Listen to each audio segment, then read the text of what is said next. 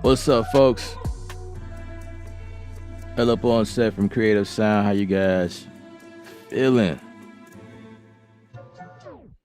Creative University, creativeu.art. Pick up the Studio One course. It's only $44.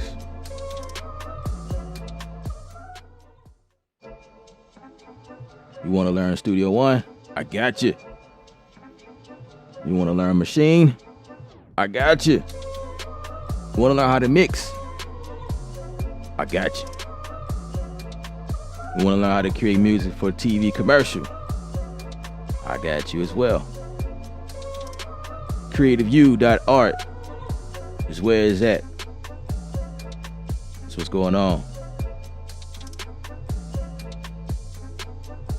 I appreciate that, Dad. The intro track is still dope. I think so too. It just, I don't know, it just became a staple. A staple.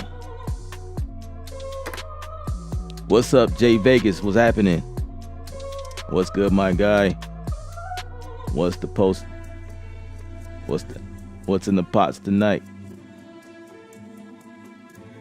Well, you know, it's the usual, you know, music production. I never know where things will head. I just never know. But on the title of the video, we focused on this guitar, and you already know I'm going to get inspired and I'm going to create a beat. So that's usually what's going to happen. This is the new Nylon, the pick Nylon from Native Instruments. Now that it's out, I can talk more about it. They're pretty much the same as all of their other session guitars. This one is just the Nylon version. It's a different body, but the way that it reacts and like the articulations and like the patterns and stuff like that, they're pretty much the same in terms of like the navigating around the instrument itself, you know, how to grab the patterns. There's different patterns for different genre of the music.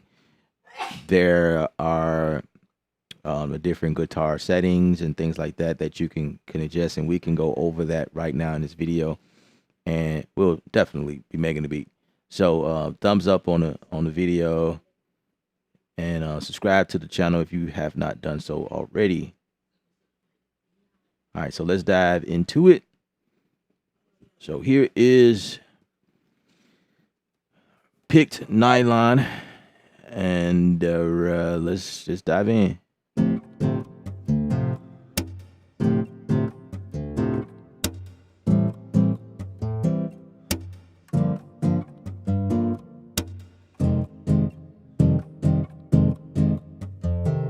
I like what I did just now.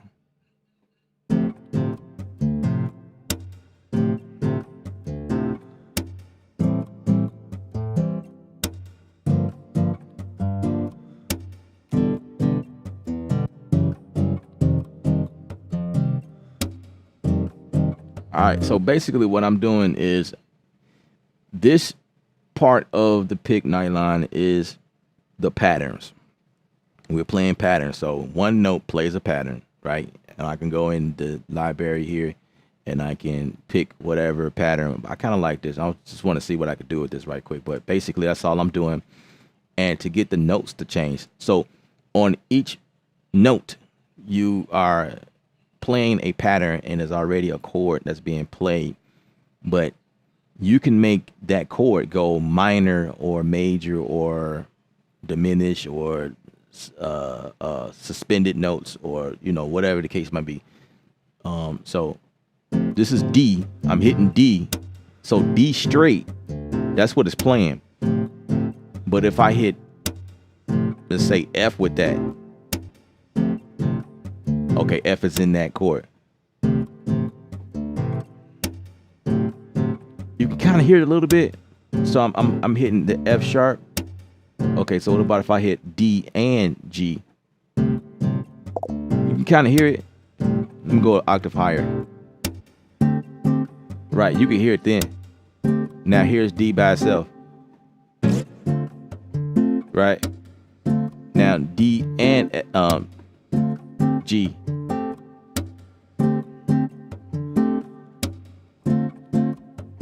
So I'm going back and forth. G.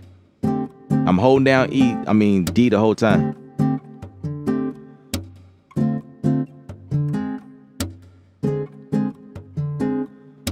And then I hit the D and what's it, A flat.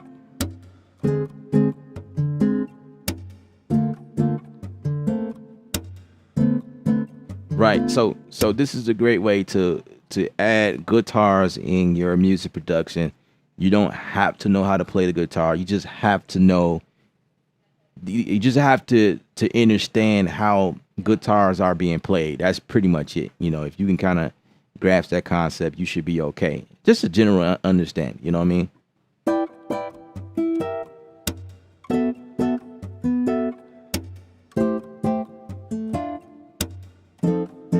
Right. And then an octave higher or down, there's guitar,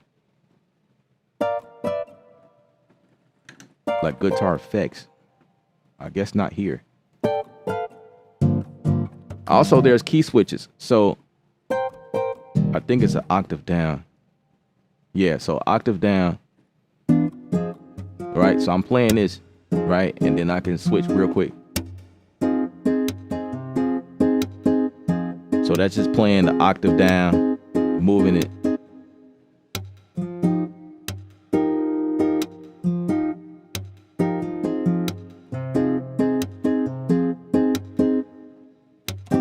And these empty slots right here is for you to go in and pick whatever.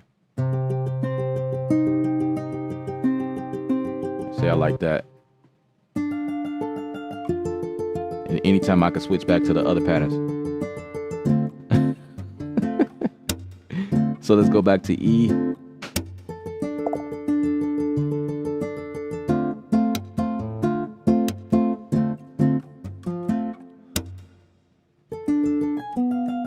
Yeah, so that's usually how this works. And then there's other controls. Say like if you didn't get what you were looking for, you can always turn on this auto chords, and this can basically tailor itself to the key of the song that you're in. So you just kind of play it like this. So that's G in the scale of C, right? It's a C major. If I want to go C minor, and if I want to hit the ninth chord, now the ninth chord is in there. Hit the seventh chord while holding down B flat at the same time, and just hit those black notes. If I want to add the D flat in there,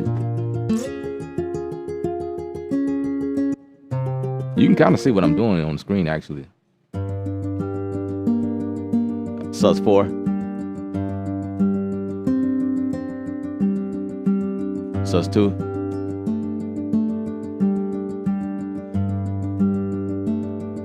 right? So, you know, say like you want, you know, I use this sometimes, like I'll change it up. So here's F minor. Let's go to another pattern.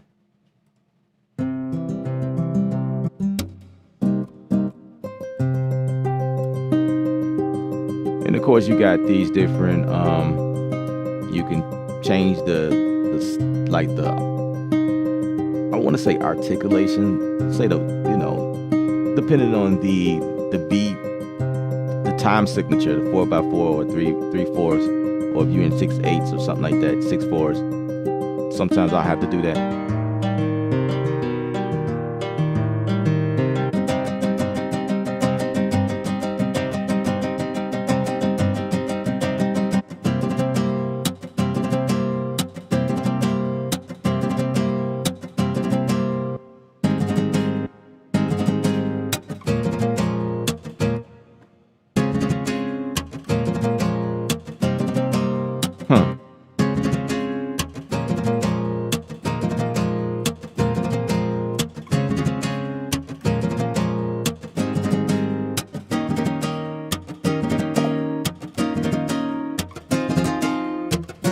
So if you're gonna do it like that, I don't think you can press two different notes at the same time to change it up. It's just whatever that's there. So it's like it's one of those fail safe. This is how I look at this. To be able to access the auto chords is like a fail safety type deal, because if this is not on, you probably can get away with something, you know, hitting a series of notes right here. You know what I mean? But sometimes you can't get those notes. So with the auto chords, you might be able to get those notes. And I have been in several situations where I'm like, I can't get the guitar to play what I really want to play. So then I'll turn this auto chords on.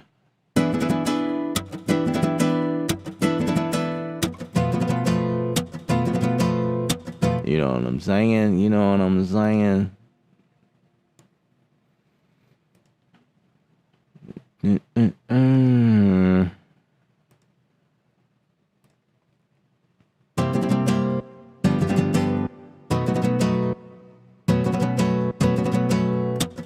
I always try using session guitars on my machine.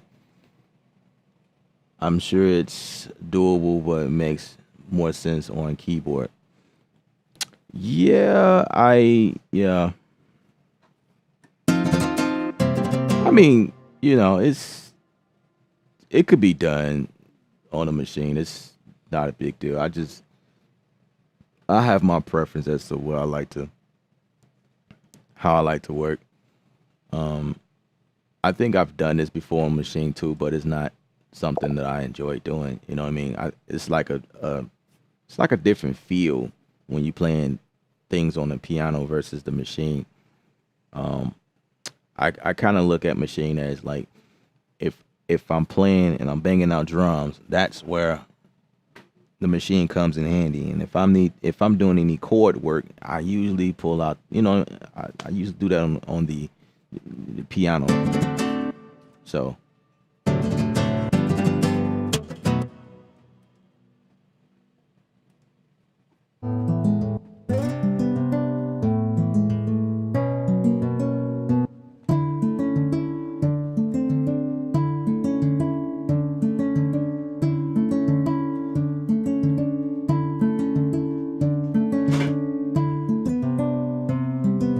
definitely gotta play with it. And oh, Devin, by the way, here's that thing right here we were talking about earlier on Discord. The voicing. This is another area that you can mess with too. Let's do that.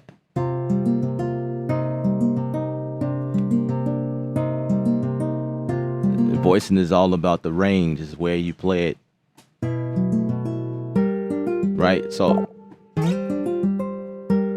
I'm pressing down this note. It's G. So I'm gonna change this to the third voicing. Same note or same chord, but it's all about the way that the guitarist voices it.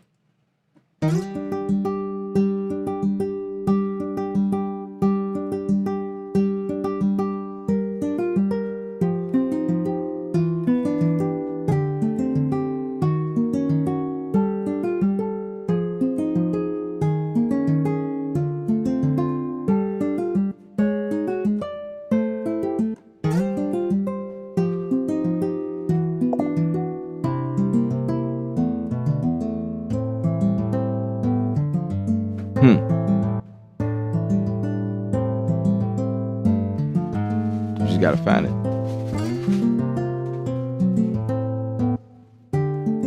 Y'all know what that sound like? You know, I did a video on these guitars before, and the Walk in the Rain, I think that was the one. So someone came on my video and accused me for trying to sound like another song, and I'm like, nah, that's not the case. And try to make a big deal out of it. I mean, if you know that song, you know it when you hear the guitar. But they tried to come on my video and try to accuse me for, and then say I didn't give him credit. I'm like, are you serious, dude? I'm reviewing guitars, and the pattern, I just so happen to like the pattern and build the beat around it. Are you kidding me? So this, you know, just people just be doing some stupid stuff.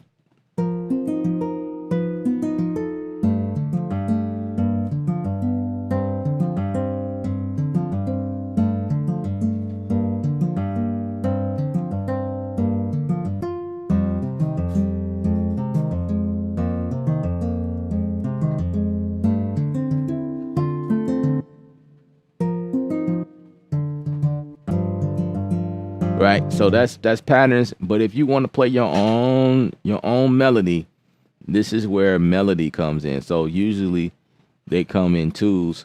So this is the pattern, and then the melody is something else. Is how you play the chords, your own chords or your own melody, so to speak. But in melody, you still have the option to pull up those chords or those patterns. So right here is your melody area right here, and then your pattern section on the right side. Right, and so I can go to mutes. I love it.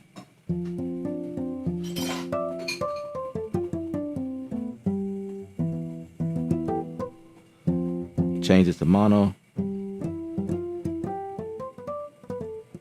And then, like I was saying before, with key switches, you have. Oh, actually, these are. Hold on, let me find those key switches.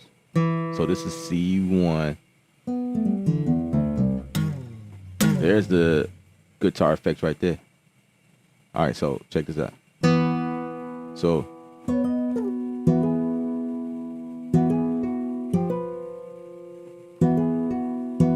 So I'm just holding down.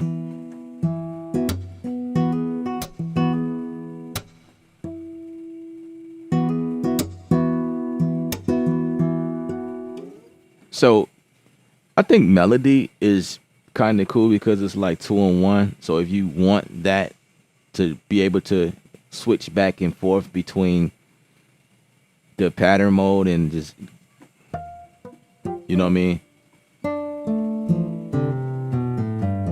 You know, that it's there. Also, the voicing is there for you as well.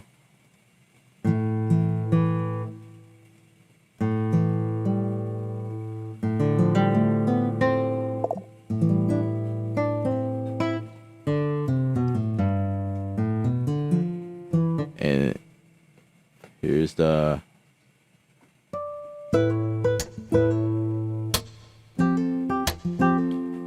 you also have the option to change the accent where it accents on. So hang on a second, let me fix my sustain pedal. So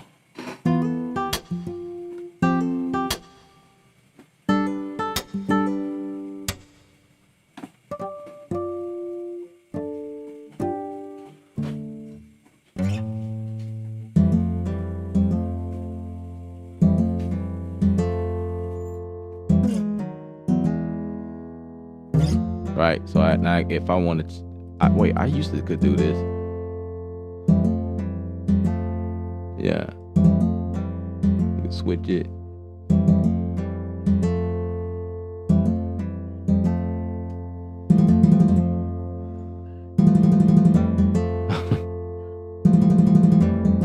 That might not be the best idea, but it can definitely be done. Could definitely be done.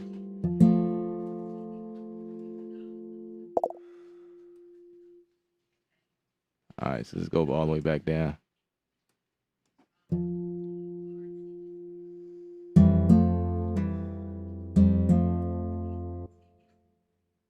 So everything is slow down. Go back.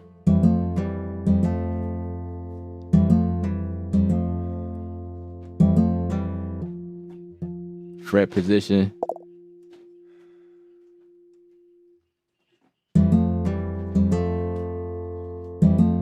It's definitely one of those things where you just kind of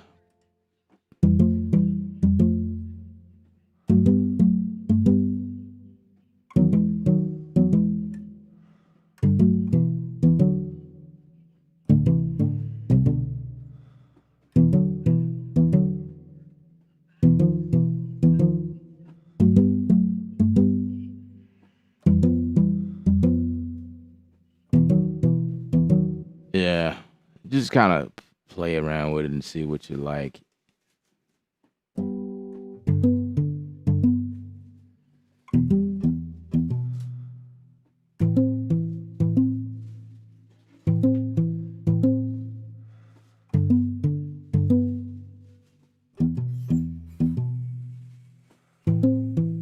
I kind of like that.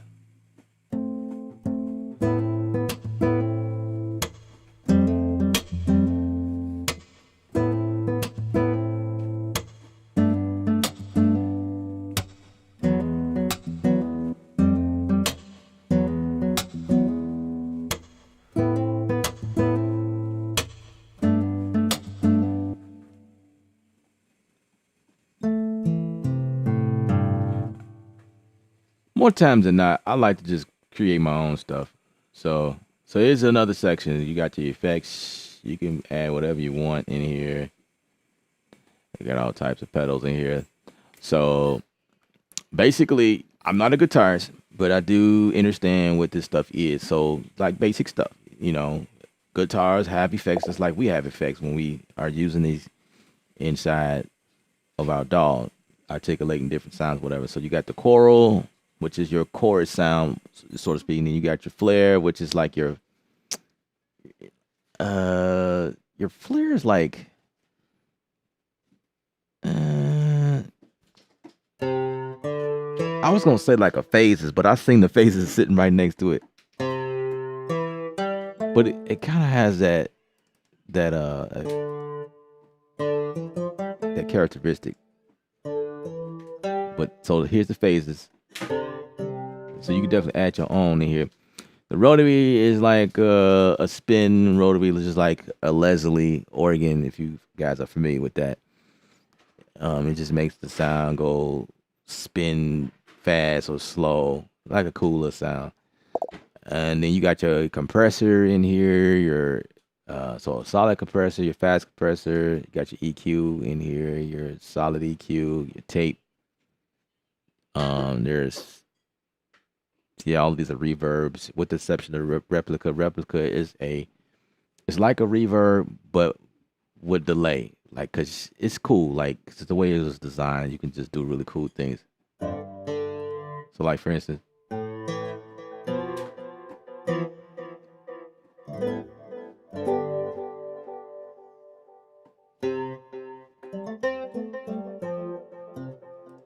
and then we could change the tone of the guitar.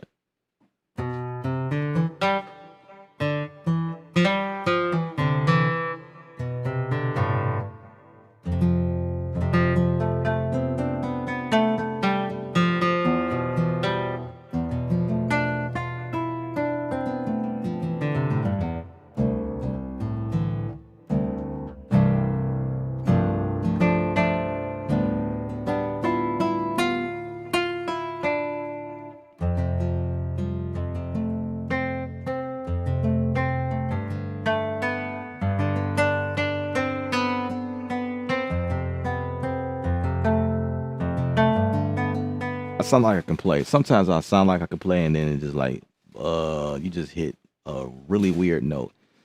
I like that. That sounds pretty cool. What about Latin?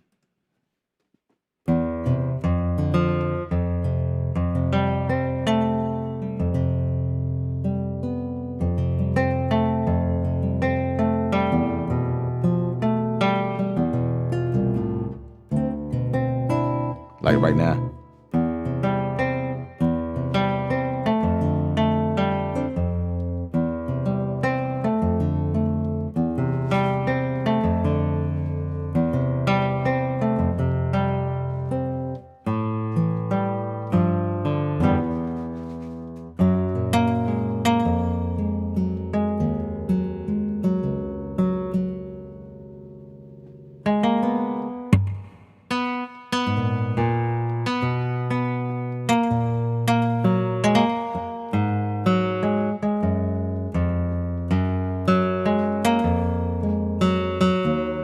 I just be coming up with stuff.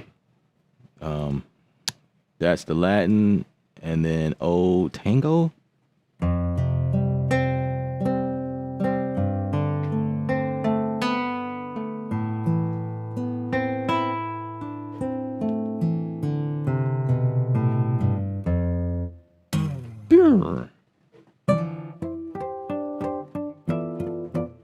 Yeah.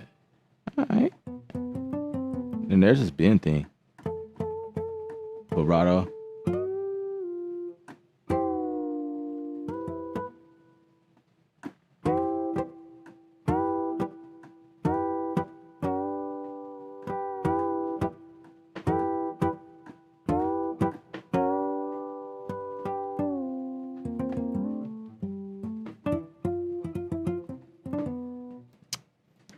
Okay.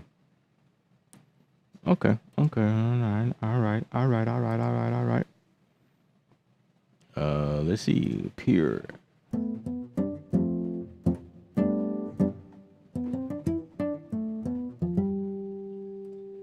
then you got this playback section. It's another area. Let's change.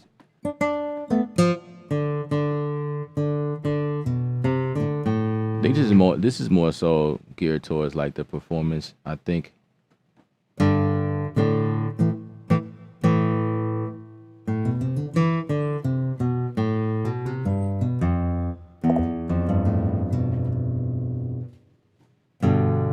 Default mode.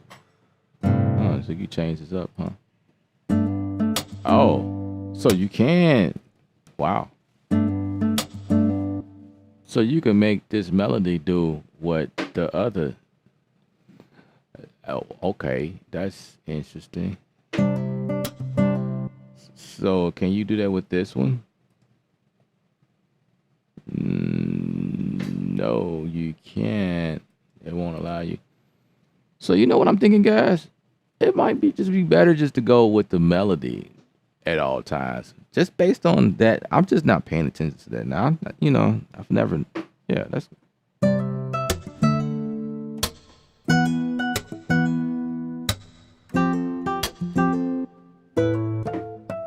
Oh, I see what it's doing. It switches. So The melody, you can play your own stuff, but with this is like a switch, like a polarity switch or something like that. So those same areas where you can play the patterns, I mean the your own stuff. If you switch this up, that same area becomes the. But then down here at the key switches, if you press one of these notes, you gotta hold it down though.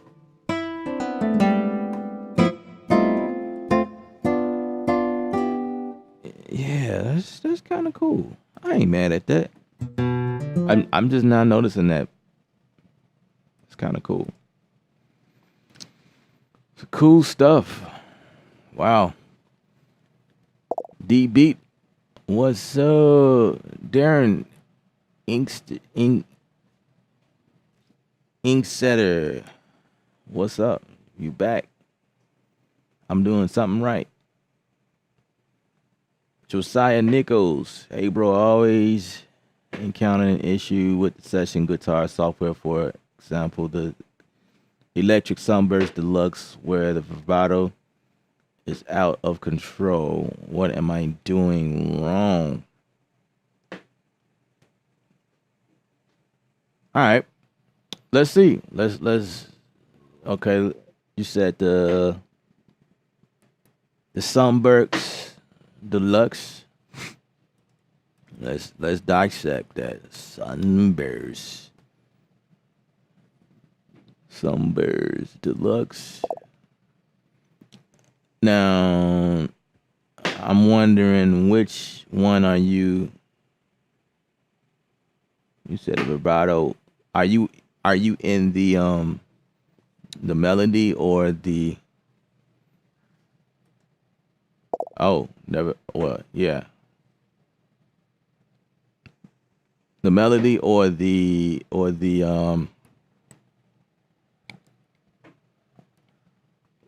regular one, just the deluxe.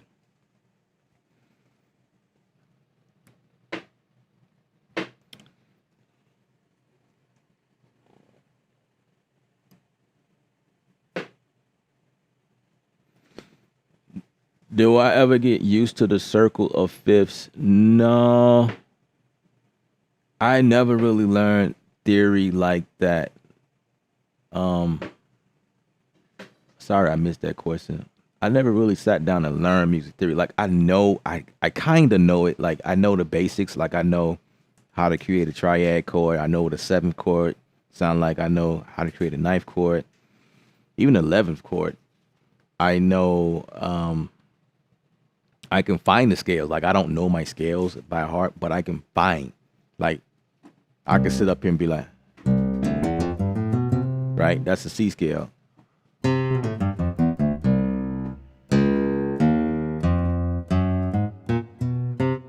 Ooh, wow. I'm amazed that like I can find the scale just by listening to it.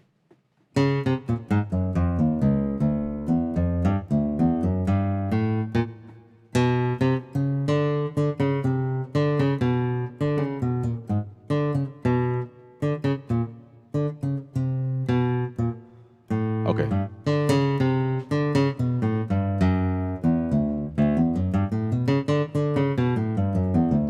So I can hear it. I think a G. The G is easy for me. I always remember that. Because it's easy. C and G I know by heart.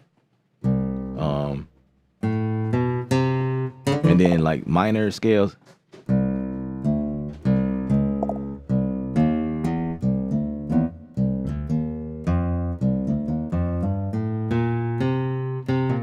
Something like that.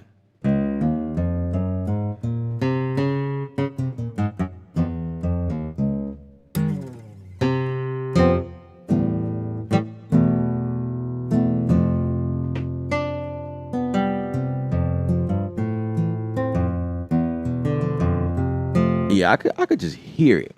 I haven't learned it. Vincent, what's up? What's up? What's up? What's up? You're making fire. I appreciate it. Thank you. Thank you. I haven't really started anything yet, but I guess I appreciate it. When can we download this library, bro? Right now. I'm only allowed to talk about it if it's out. But let me see. I did ask a question. I want to see. Um, said Dust in the Wind. Said regardless, very cool sounding instrument. I appreciate it. Devin says it sounds so good. I'll be sure it's in the building. What's up? What up? What up? Another banger on the guitar. You're right, exactly. I probably came up with 3 so far. Jay Beats is here. What's happening? Oh, Vince, there ain't nothing to it, you know, just having fun. So I don't know if yeah, I don't know if Josiah is still on, but I'll answer the question if you're still watching. But I was trying to find out which one you were working with. But I'll go for the deluxe. Let's go for melody. So here's a sunburst. There's a sunburst right there.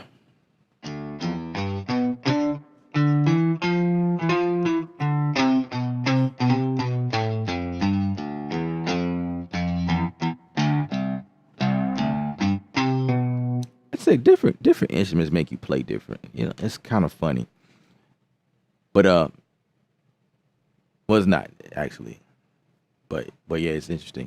So you were talking about the vibrato. I don't know like what the issue is with you, but you have to like, I don't know if, okay, let me see. Maybe I can get a camera angle on this. I want to be very clear. So when you say the vibrato, I don't know if your vibrato situation is messed up, but on your keyboard, you do have your modulation wheel, right? So most keyboards comes with the pitch bend wheel and the modulation wheel. You might want to make sure your so look. Is that what you get? That's a cool sound, by the way. But your modulation wheel has to come down all the way to 0.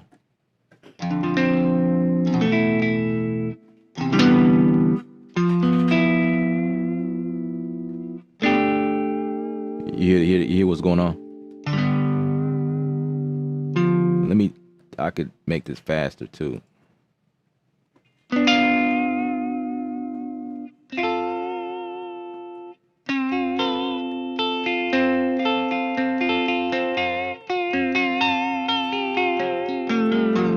All right, so if I show you that on screen, this is what it looks like on screen. So if you can see right here, this area right here, this is your vibrato. You can actually adjust it manually. So if you find that that's an issue, you just turn it down.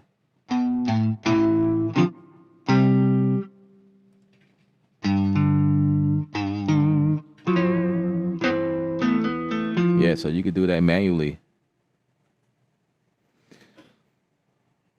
So yeah, but make sure that you have your modeler wheel down.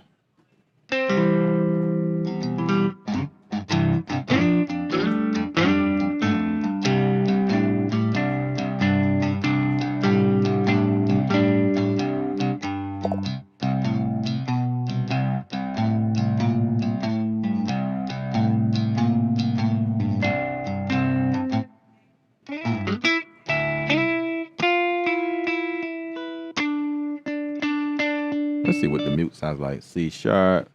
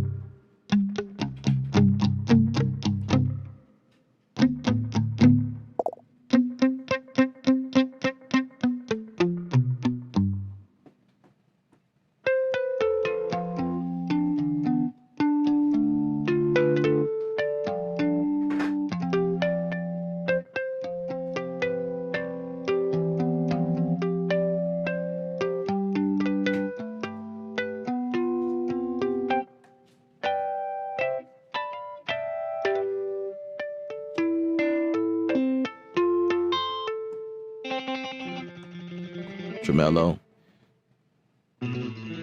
articulations, right? Mellow, what's up? What up, what up, what up, what up? My CPU keeps spiking whenever I use the sunburst. It's weird. Huh.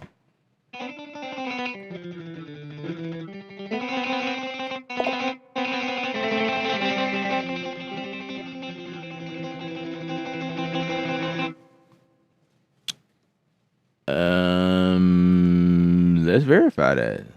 Let's throw this thing up here and see what's going on. It does seem to be, well, it's only 11%.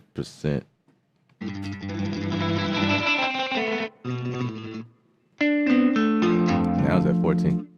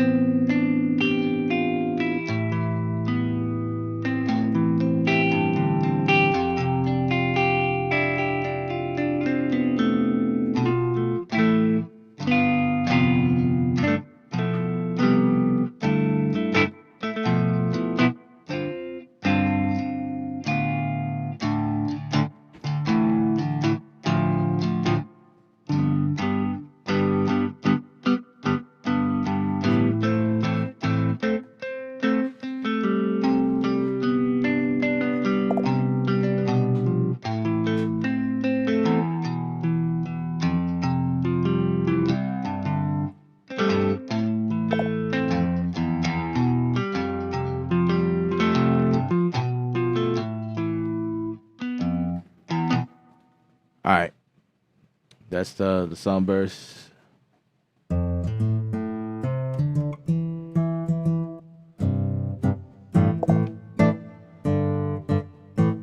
Same deal with the nylon, the vibrato. You know what I'm saying? You just gotta turn it on. Shaders Music, what's up? You say, oh, my CPU is working great. I had a AMD CPU. Maybe that's why. It could be. It could definitely be the case.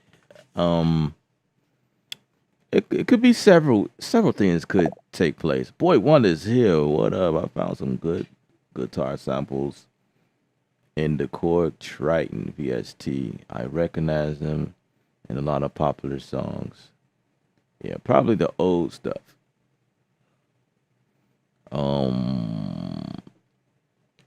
Which is the reason why I got the Triton at that time, because of that. Because the Triton was a big deal. But nowadays you hear a lot of real guitar, like, real type instruments and things like that in music. So that's kind of where I am with it. My CPU keeps spiking whenever I use sunburst. So there's several things that could happen that you got to look at. It could definitely be your hard drive. Hard drive not reading fast enough. That is a factor. It could be your memory. Your memory is probably need to be cleared out or something like that. That could be an issue. It can also be Studio One, how it's handling the processing.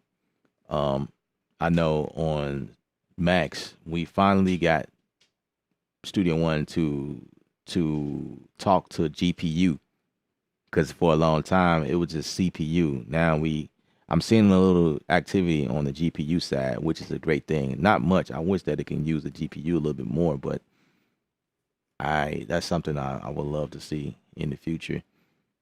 So that it can be better on the performance overall. Another factor could be,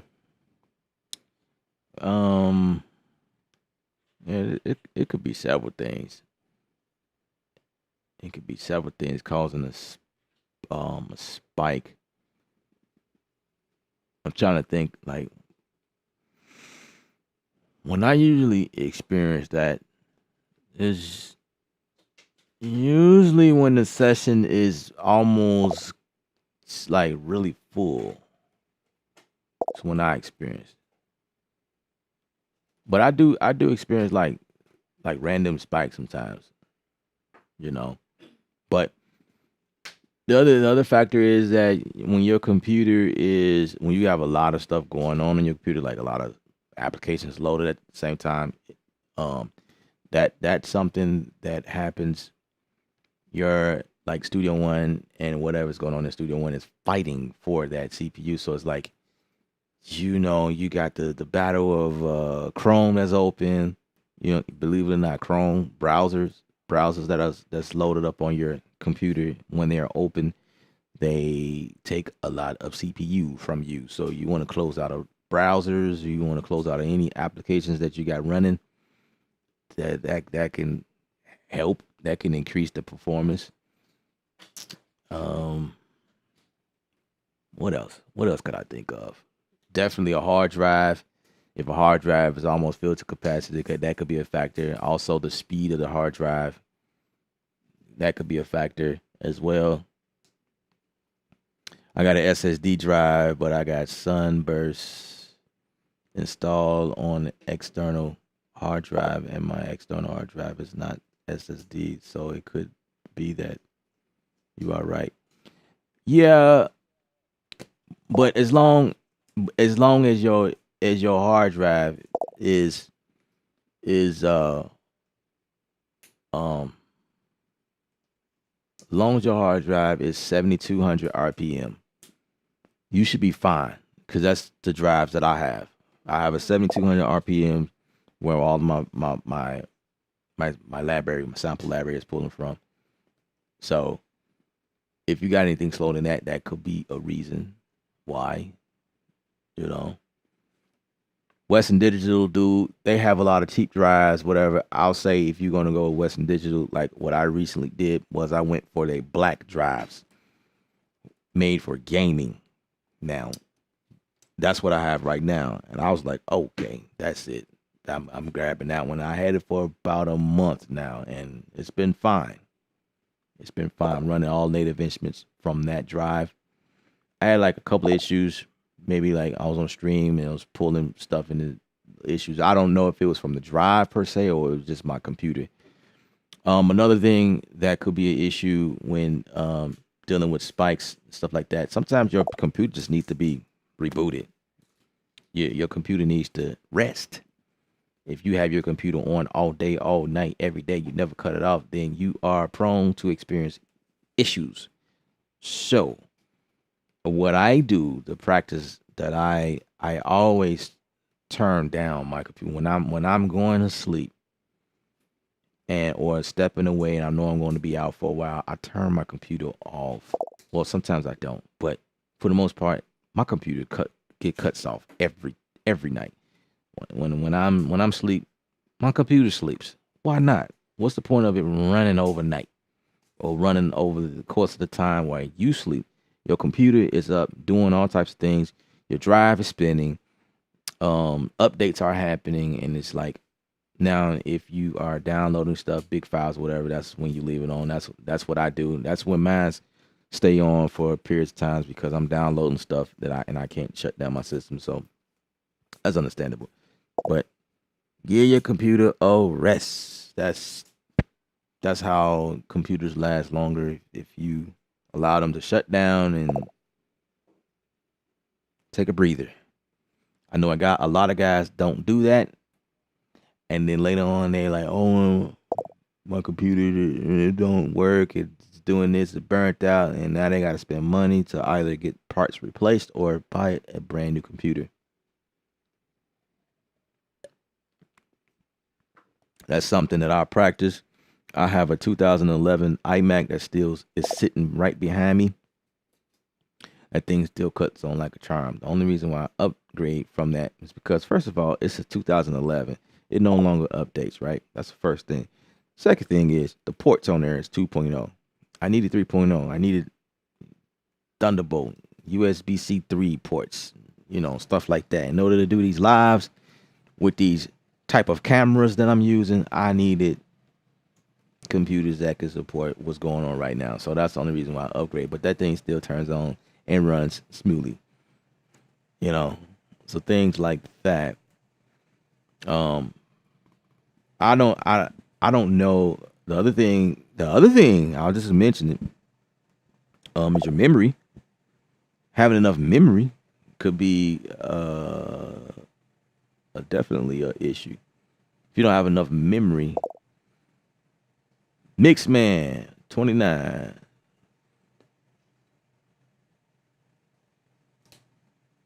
Say, is it an SSD drive? I don't know who that question's pertain to. I don't have an SSD drive yet. I'm working on it.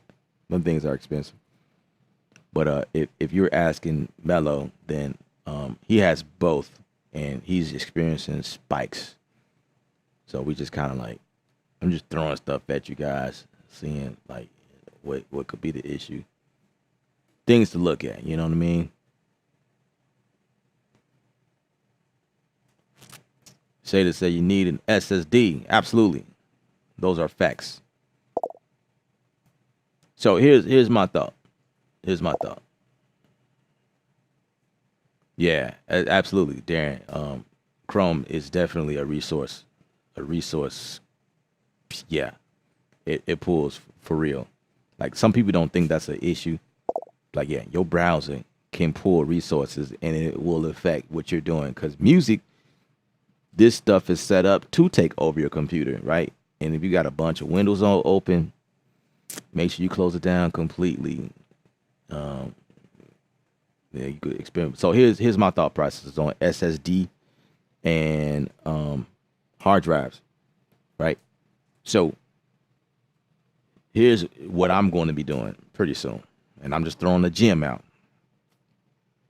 There's nothing wrong with working with hard drives, as long as it's 7,200 RPMs, right? There's nothing wrong with that.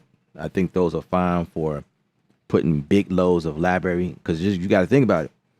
Native Instruments by itself, I have the collector's edition, and I am past 1 terabyte on my hard drive.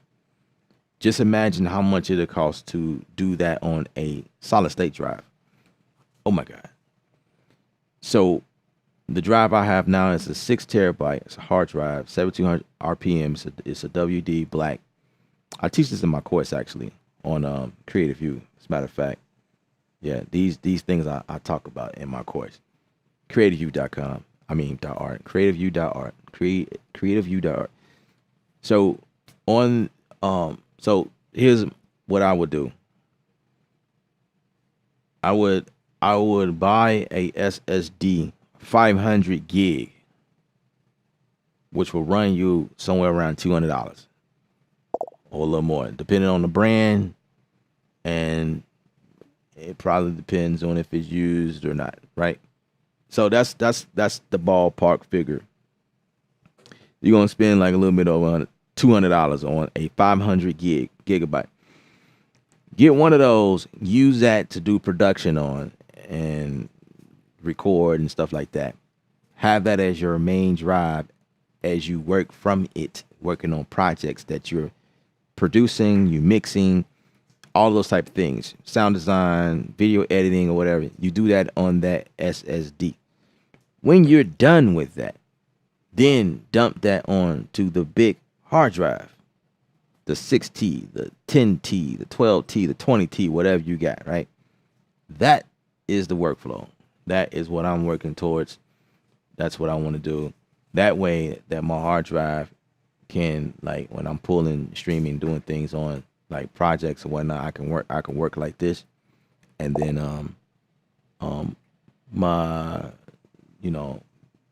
storage hard drive can take the archive when I'm done with that. Take it off the SSD, dump it onto the hard drive, and that way I keep my SSD free for what I do. That way I don't have to really necessarily worry about it overloading, you know, getting full or whatever. I think that would be the best way to work. That's just my opinion. Because, like I say, those things are expensive. For the same amount of money, a $200 something dollars, $200, you can get a 10T. I have a 6T. I bought it for like 180 something dollars. Yeah. That's about around there. The one I got before that is it's a 4T, and I bought that at $100. It was on sale, so I I caught a deal. Yeah, so but yeah, SSD is definitely the way to go. If you got a budget for SSD, it's definitely ideal. But I mean, nah, I don't, you know, I'm good. I'm good with what I got going on right now. I'm cool. I don't. I'm not having any issues too much. Um, if you worried about speed, transfer speed, then you definitely, you know, look into like what you're buying. I think the most expensive SSD or hard drive, they become more expensive when they can write faster. The one I have is a 6 gig per second or per minute, something like that. I may have that backwards. I think it's six. Yeah, something like that. I think it's 6 gig per something like that, and it's decent. It's decent. Um, I think it's when I download stuff onto it, it be the speed of the server that I'm downloading stuff from. I've noticed that because it's not my internet speed. I have like 200 up and 200 down. That's the only reason why I'm able to do these streams and can do it like full 1080 right now. I could probably do 4K if I want to, but I choose not to because then my computer fan will start spinning, and that's just plus it uploading 4K right now. It's like it whatever. I don't need y'all to see my bumps on my face that clear. You know what I mean? It's got to be a little fuzzy there somewhere. So we're gonna keep it at 1080.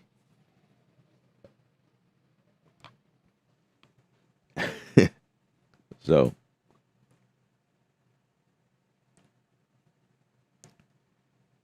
do you back up your uh your archive? Absolutely, absolutely. I recommend that. Back up the backup and back up that backup. That is the best safe way to go about it. Having a see on the Macs we have what's called Time Machine. So I have another drive that's just connected and it's backing up everything, and I don't touch that. I used to, but that backs up everything. So I got a hard drive running streaming my libraries. I have another hard drive that I put on my projects, all my projects on that, and then the other hard drive is backing up all of those. And then I have something on my computer. I was it the cache plan? I think it's called cache clash plan, something like that. It's a cloud storage that I pay $10 a month for it to back up all of my drives because it's unlimited storage, and I just pay 10 bucks a month for it. That way, if I run into any issues, I can go to the cloud and pull down my files, and I'm covered. Again, I talk about that in the Studio One Fresh course. I definitely go in detail with these hard drives that we're talking about. Upgrading my computer to a large SSD was the best move I could make. Plus, I have the app and monitors and drives upgrades and firmware. Computer loads instantly with SSD. That's what's up. That's what's up. That's what's up. Definitely want to. I mean, that's a great thing, but you definitely always want to take precaution in what we're talking about right now because SSD drives also fails. I just want to let y'all know that SSD drive fails. Yes, absolutely. A lot of people thinking like, oh, I'm going to SSD. You never, hard drive, SSD, hard drives got the spin disk. That's what I like to call it. They always spinning, right? They got the little needle in there, mechanism, and once that stop, it's just, it's over. SSD drive don't necessarily have that technology in there. That's why it's faster, and it's almost like it's air. It's just, you just put stuff on it and it just lives there. But those die too, and yeah. So you definitely don't want to put, even though they faster, they're stronger, more, I guess, more reliable in a lot of cases. But you definitely want to take precaution, and definitely want to make sure you back those up as well. Which is why I suggest that you have all of these different, just because you have a terabyte SSD on your computer, I still recommend you not put files on your computer. Have a external drive of some sort and run all of your files from there. Save all your files on an external drive, not onto your computer itself.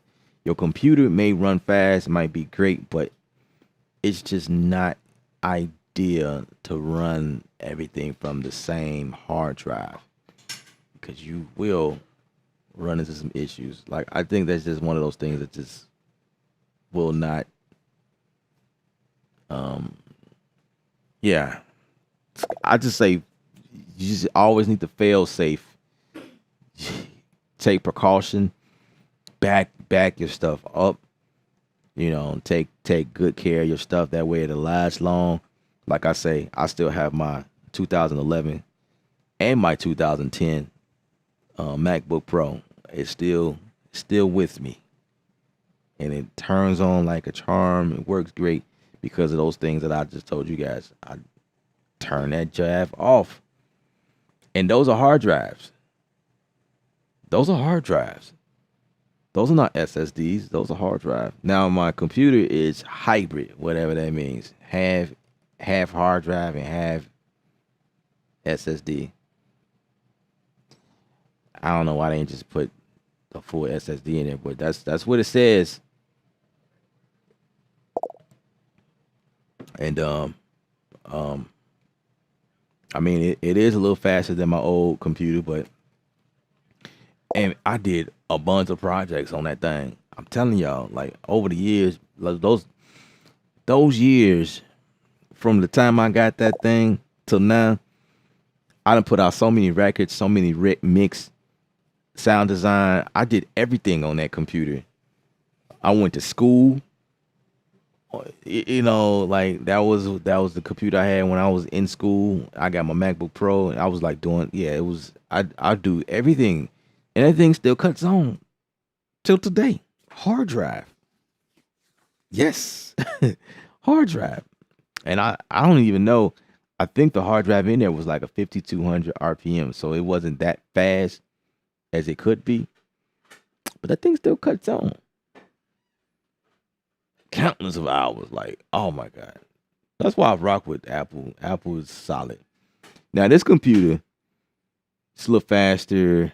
I'm keeping my eye on it because I think this, I don't know, this might be a different, because I'm noticing like little areas, the corner of my screen where it's kind of getting dull. And I remember that there was a 2009 version like that happened. I had a buddy that happened to, and I'm like, oh my God, did I buy another one of those where the screen gets dull in the corner and I can't see out to the corner?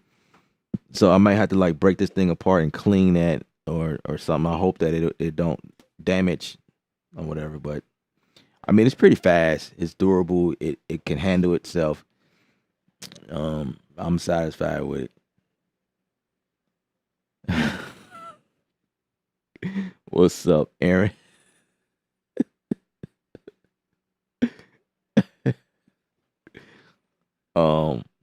Mixman Mac, yes, indeed. Is it possible to store all your VSTs on a hard drive? No. Some VSTs will let you do it, but and that's gonna be a no. And I actually suggest that you don't do that. If you find a way, I suggest that you don't, because VSTs are things that need to live on your computer. Now, if your VST comes with content, extra content, that is to be downloaded onto your external drive. That's what I do all day. So, for instance, Native Instruments, Studio One, Reason, Ableton, like those actual like the actual applications has to live on the computer. They come with extra content, like Native Instruments, for instance. That plugin, the VST here, it has to be installed on your computer, but it allows me to put all of the extra content on a external hard drive, which is what Native Access is for. Native Access handles that whole deal right there, allowing you to download and use an external hard drive to handle those big files. You know what I'm saying? So like other VSTs like Omnisphere or something like that, put that on the external drive. That stuff is way too big to be sitting on your internal. Way too big. You know, just imagine, like, people like me, you know, the whole reason why I say put your stuff on the external, like on a computer. Just imagine, you know, putting all this stuff in your, oh man, you'll be in deep trouble. You'll be in deep, like I say, this is a 6T I had back here. And Native Instruments by itself is almost 2 terabytes. Almost. It's reaching. It's getting there. Yeah, I have like 800 gigs left, something like that. 600 gigs. It's almost there. If I download something else, you know, because Native Instruments, like some of these instruments come in like 23 gigs by itself. And then all of my other libraries or whatever that I have using other instruments. Yeah, so that stuff needs to live on the external hard drive, but the VST itself has to live on your so for instance, like effect VSTs has to live on your computer. Like all your EQs, compressors, reverbs, delays, and stuff like that.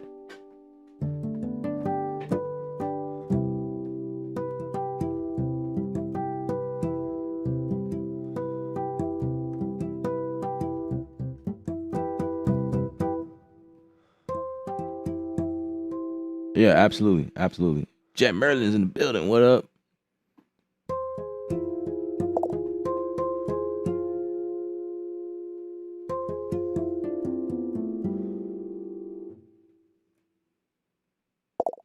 Circle of fourths and fifths, very important indeed. Absolutely.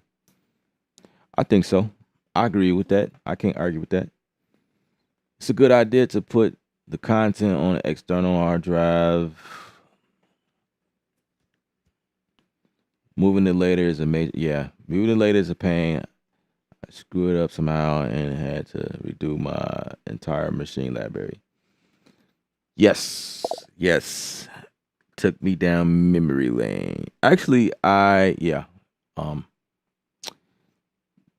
had to do that a couple times, which is why I'm able to help a lot of people. I put that in my course as well. But yeah.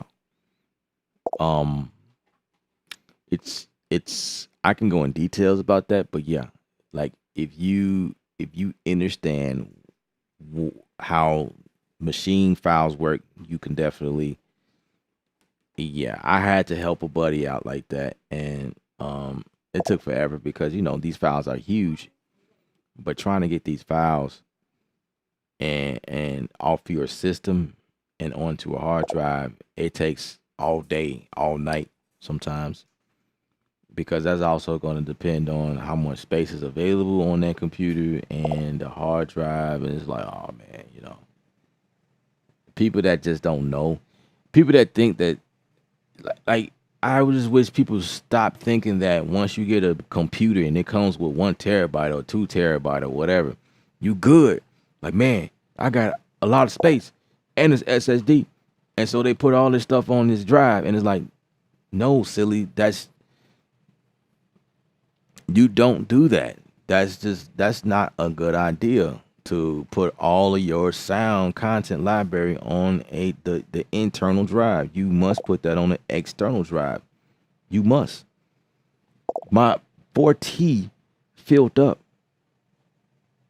My computer only has 1T in it. So if my 4T is filled with just samples, libraries and stuff like that, where am I going to put all of the applications? Like my video editing software, Studio One, Logic, or just whatever I use. I have, I have to have a way to compose letters or whatever, like where's that going to fit? Got Excel on it. Well, not no more. I have numbers. I use all the native Apple stuff, or like my, Affinity Photo or my Designer, pretty much Illustrator or Photoshop. I just use something else. But like, where all that stuff gonna live? If I put everything on my internal drive, that's just ridiculous. You know what I'm saying? So you gotta have a external hard drive. Stop thinking that your internal hard drive is gonna be all you need. And now, if that's all you got right now, then you gotta do what you gotta do until you get an external hard drive. But you will shoot yourself in the foot if you do that. Just go get you an external hard drive. And I guess it just really depends on what libraries you're working with. If you're listening to me, you're probably a native instrument type person, or you know of it. Don't get nothing under 4T. Touch Tone, DSG. You went overboard with 28 terabytes hard drive. Nah, I think you good. I think you just future-proof yourself. That's what I think. Future-proof yourself, because ain't no telling what's, I mean, that's a lot right there. But,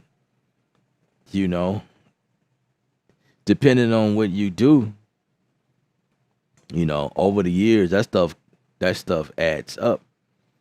Now, I'll tell you this. I have several hard drives. That I have in archives. I have like a couple of terabytes. It's about 4 terabytes, but they're a terabyte each. I got a couple of 500 terabytes. I got a 3 terabyte. I got another 2 terabyte of drives that's just sitting around. So, like, in theory, that's not you okay. You know what I mean? It's just I think you find over time that stuff will, depending on how much work you're doing, that stuff will fill up. Trust me. But working from a 28 terabyte, I think is not a good idea. Like, if you working from it, I don't think that's a smart move. I think you should work from a smaller drive, and then when you're done with that, then dump that stuff on to the big 28 drive. I think that might be the smart move. You say you use about 10 of it already? Oh, man. Wow. See, there you go. And you only got 10 left or 18 left. How long will it be before that fills up? So yeah, you good. Yeah, you good, man. Yeah, it just depends on what you're doing. Did somebody say 803? What up, bro? And we just in here. It just seems like this hard drive topic just been coming up a lot lately. We just been on it. Question for you: are you using OBS? No, I am not. to record the stream. Nope, I am not using OBS. I used to. When I first started, I used OBS. That was years ago. I'm using Ecamm. That's what I use.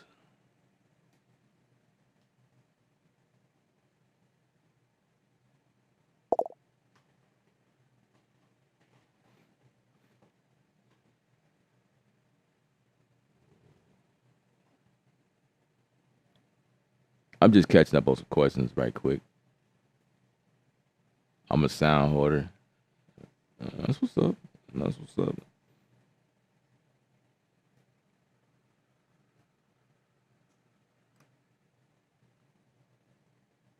All right.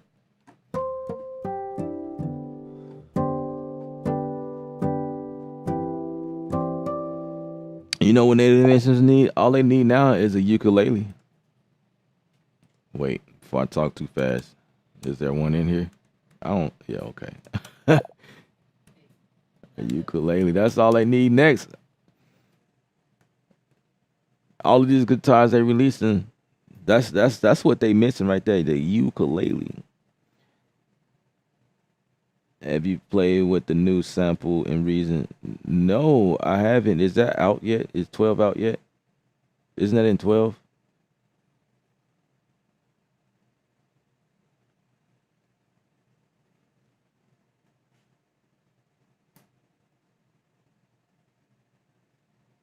You feel like sounds are getting more complex and taking up more room now.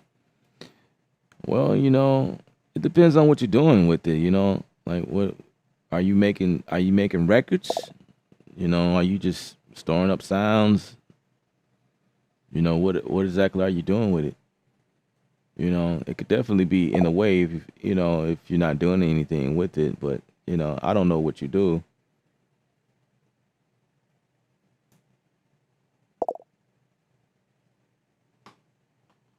Said Reason 12 dropped last week.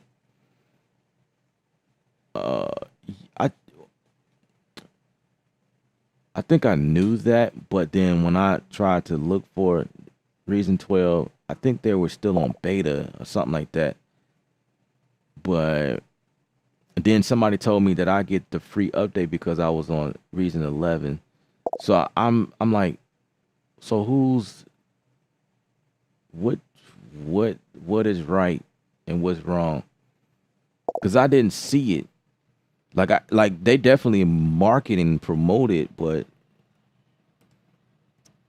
I didn't know if Reason was like out or whatever. Like I see the same thing on their site. Like they're marketing. Oh my, they changed up the welcome page. So okay.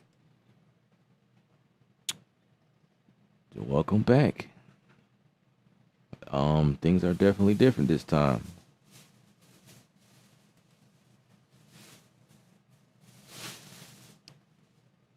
Yeah, I guess I don't get the update. But I was told I'd get it free. I don't know. You produce an engineer. Oh yeah. Okay, well. Yeah, that if you engineering a bunch of people projects, then you probably need to go ahead and grab another 28 terabyte. To be honest with you, gonna be time. I mean that's great though. Like having that as a archive, like just a dump drive. Just have that. That means any artist can come back 10 years later and be like, hey, you remember that song we did 10 years ago? You still got it? I need that. I had somebody do that to me, honestly. I'm like, dude, that was 10 years ago. Like, what do you want with that song? Like, I don't know. He didn't do nothing with it then. I guess 10 years later, he made up his mind that he wanted to do something with the song. So I had to go and search where that song was. I had a hard time finding it because I'm like, dude, that was 10 years. Like, how do you expect me to have some work that you did 10 years ago. And I could have easily said, no, I don't have it. You can't, artists are like that. Like, artists don't take what we do seriously in this industry. It's like you expect me to have your work that you paid me for. How come you don't have it? You paid for it. And so you come back now, you got to pay me more money to get the file again, because you are childish. That's the best way to, you are immature about keeping up with your work. So it's like we're like the sound engineers, the music producers, and sound libraries. If you think about it, we're the librarians of the music, because we're expected to keep files around like that's a thing or something. Like I don't want to keep your files and my stuff. Like I need to make space for something else new and exciting. You know what I mean? Your track might have been hot at that time, but 10 years later on, I ain't got your files. I think artists need to pay a monthly subscription to keep your files on my drive. That's a good idea. I know somebody gonna take it. You can record a track with me and charge you a monthly subscription fee to keep your stuff on my drive. Yeah, that's what I'm gonna do. I'm gonna provide that as a service. Because if you don't, then I'm gonna delete your file. So I'll say like your files will be deleted in the next 14 days. I'll keep your files for 14 days. And if you decline the subscription, then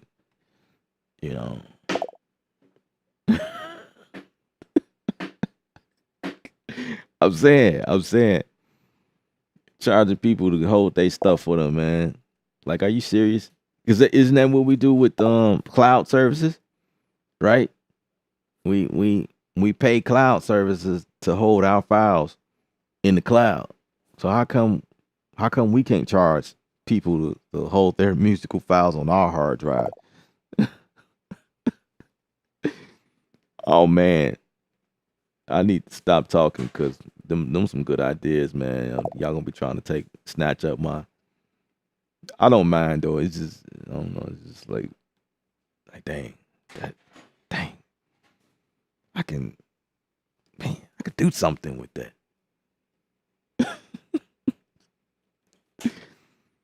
See, I got too many people recognizing my ideas.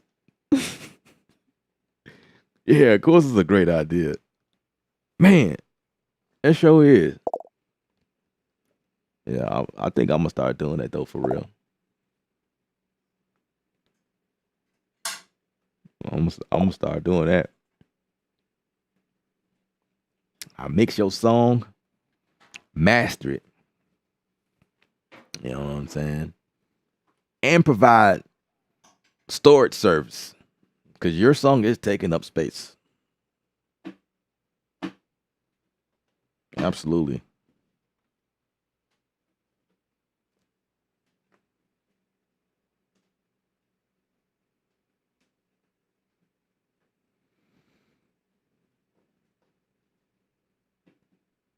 Yeah, it's all good though. I ain't tripping.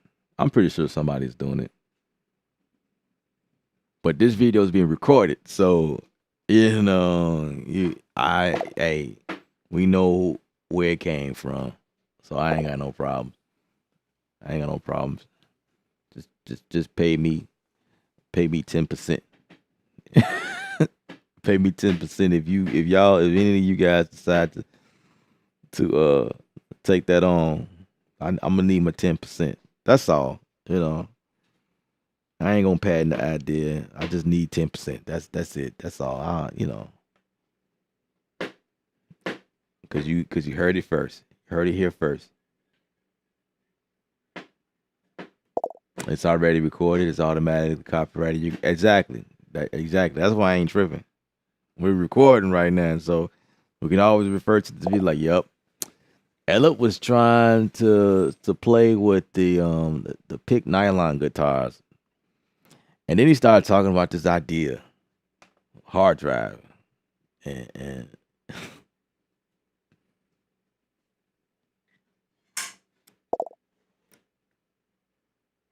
there's no stealing, just so does it first.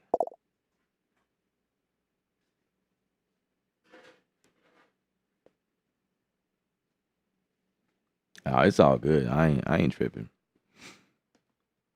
I ain't tripping. The gems that I drop here on the stream is usually free. I just be giving stuff away. I'm be coming up with ideas and concepts.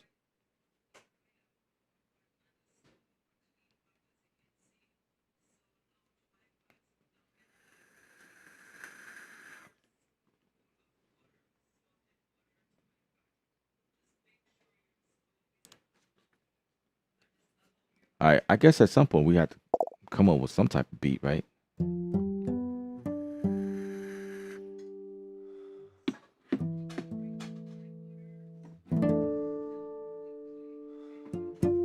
What city am I from? Born and raised in Chicago, but I'm currently in Dallas, Texas. Dallas, Texas.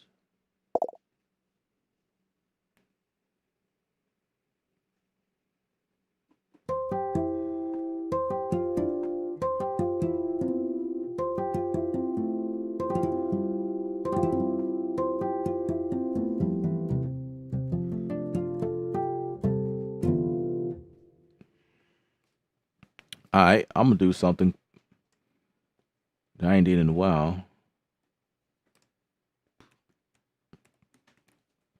Let's grab Scalar. Welcome, Scalar, to the canvas.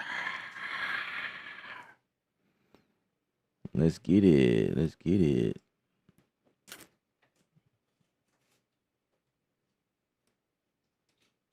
Scalar 2.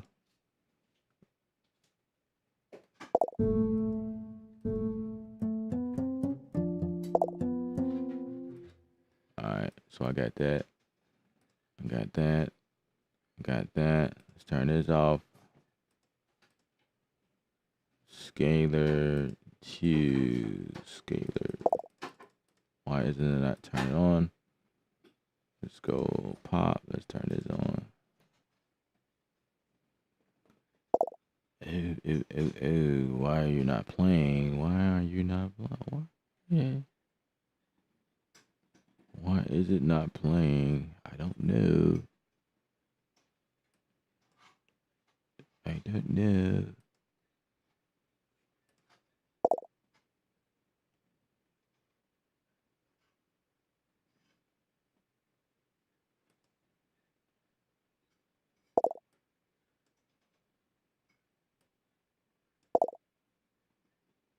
It's not triggering at all. Why? Why are you doing this to me?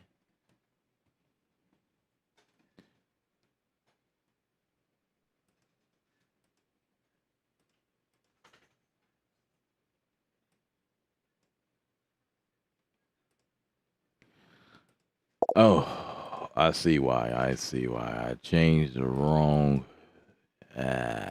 Okay. Here we go.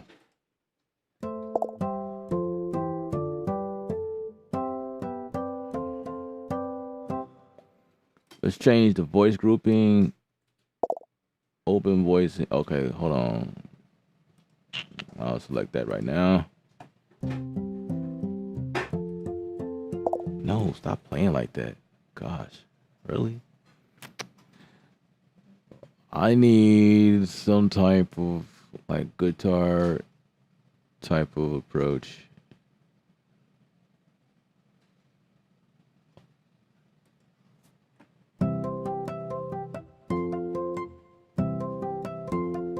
no, it's definitely, that's a piano.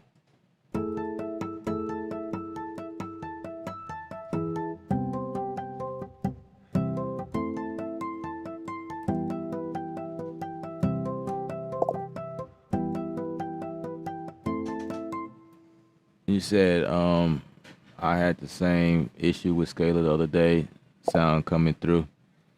Yeah, I just clicked the wrong button. Problem solved.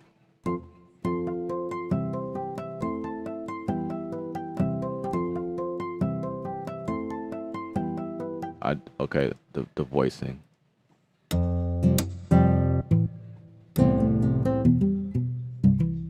Okay. Now the other problem is that the key switch is at this play range, which causes it to let me pin this. It causes it to change. So that's the other issue that I'm having right now, which is why I don't really like using these type of guitars with scalar. See, let me see. Let me go back here. See, and this is the melody version too.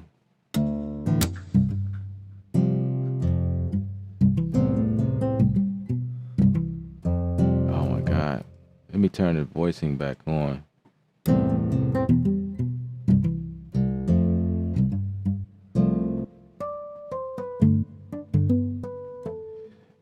I wish there was a way to like make octave. Let me see. Maybe I can do that here. I could say octave, 2 octaves higher.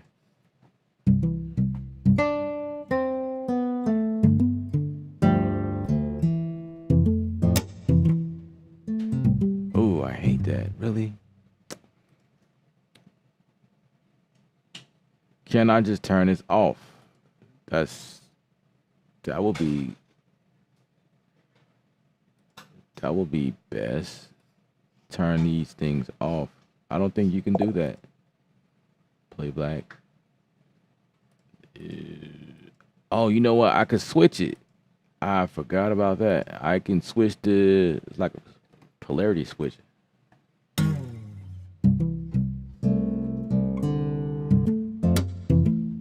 Nope. That don't work either. Yeah, it's not working. Cause now it's still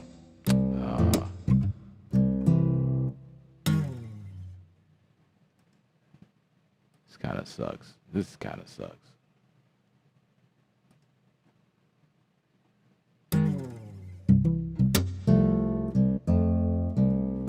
Still wanna play patterns. So it's like two patterns playing at the same time. So the only way we're able to do this is if I cut off if I cut this off and use scalar to come up with, so I'm gonna mute this right now and I'll bring the instrument back. But now I gotta go for a generic sounding guitar.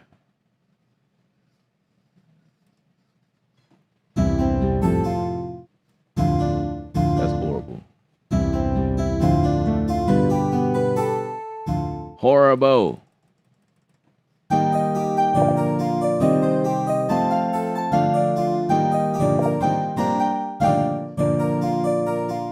Let's go for strumming.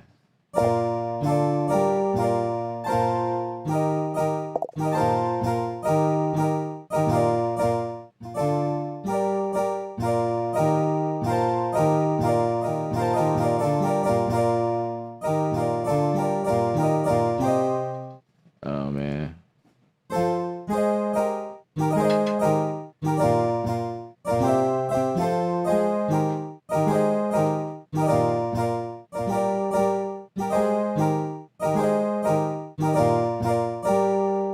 It's hard to hear like what's. I need to hear the guitar. I could grab the hollow body, which is what I would do in this situation. But we talking about the nylon joint.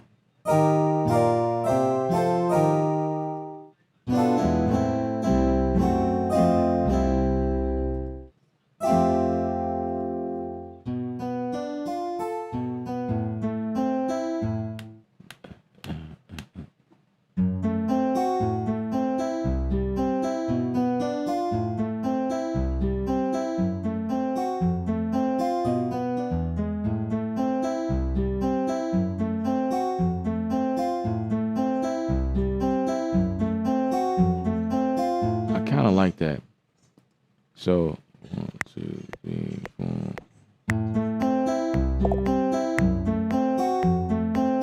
Okay, stop that. I'm gonna drag that and put that in here. You just gotta do it like that. I do like the fact that Scalar allows for several ways to do something. Like it's not stuck. So that's why I like Scalar. So let's see.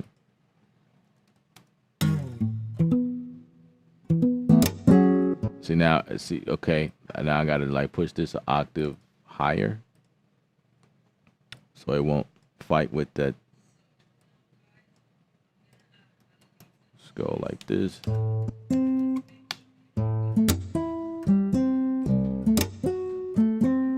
Really?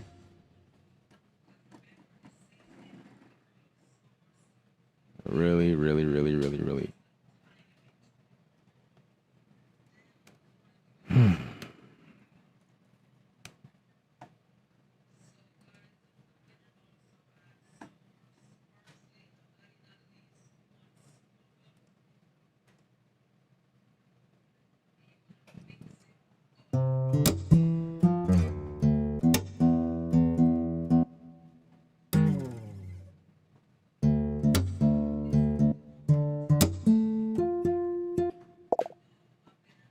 Oh, I'm going crazy because I gotta flip it back.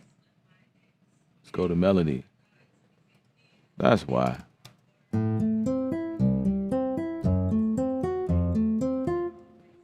See, that sounds generic. So let's make this. Let's put this on the mute. This probably sound better.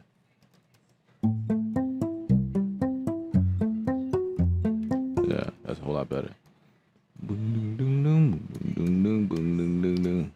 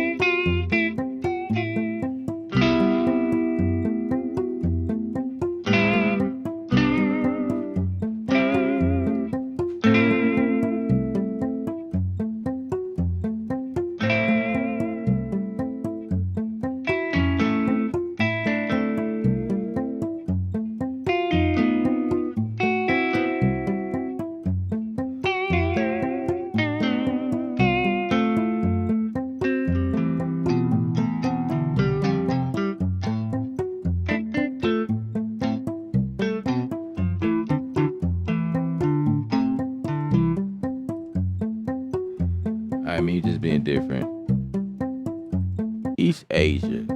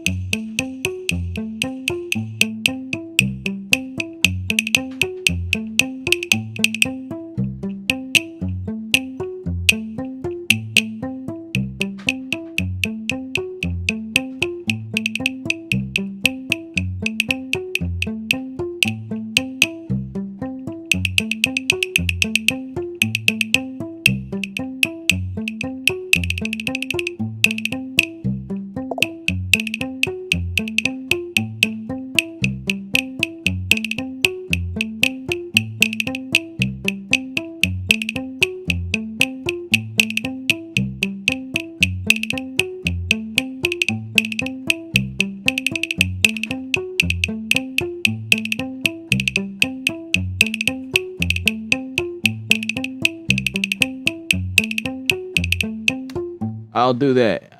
I'll do that, like a mixture of pattern and like melody, I guess, so to speak. Okay. Get my count it on.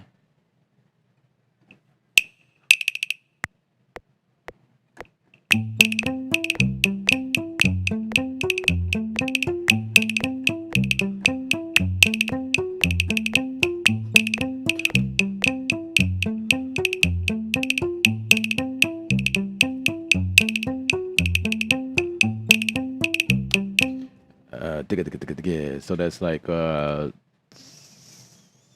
32.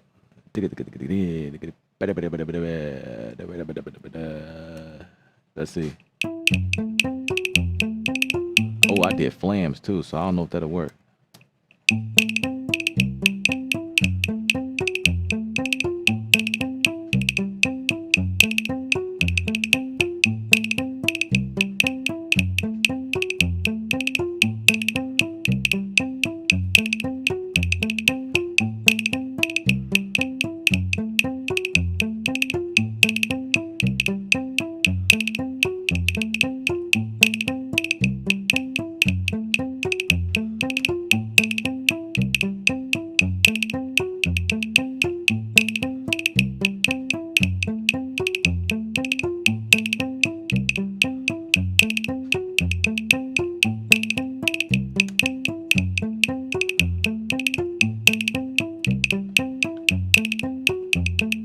Medieval classic jams. Yeah, you know what? I had to do something like that as my assignment at school. I had to come up with a medieval for like this game. So yeah, this does kind of have that effect.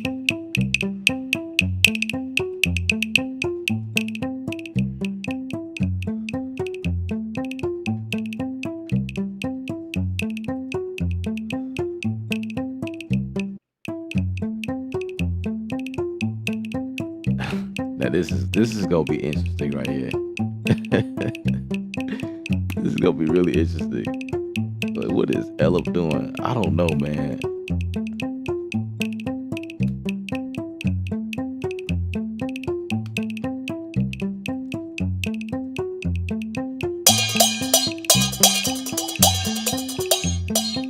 Let's sync this right quick.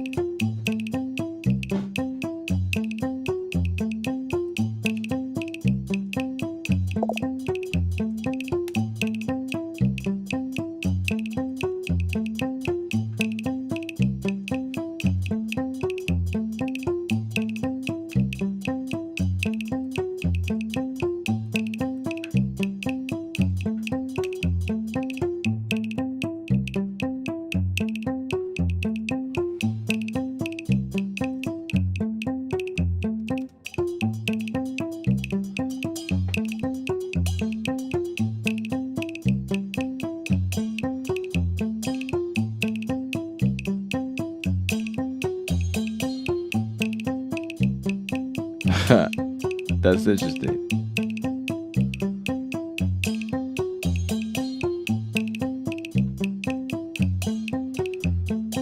Let's get some Japan.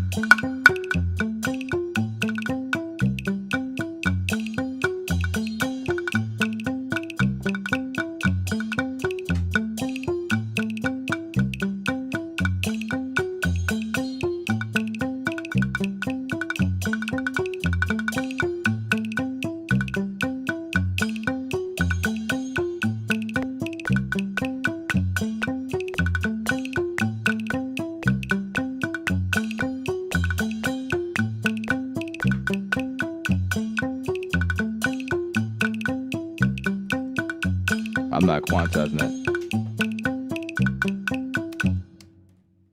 2, 3, 4.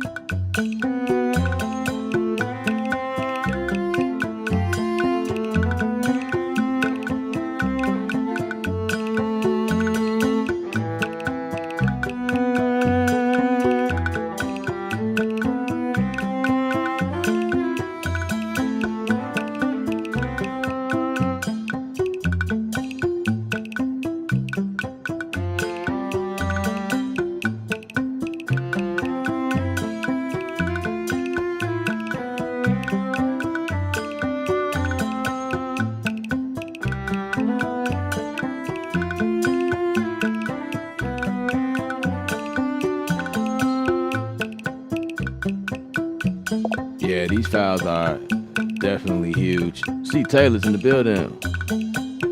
You can also change the octave of binded chords and chords being played in scalar in settings. Yeah, I was doing that the entire time, but it's not the range in the guitar is what's going on, not scalar. So, but this is what we came up with.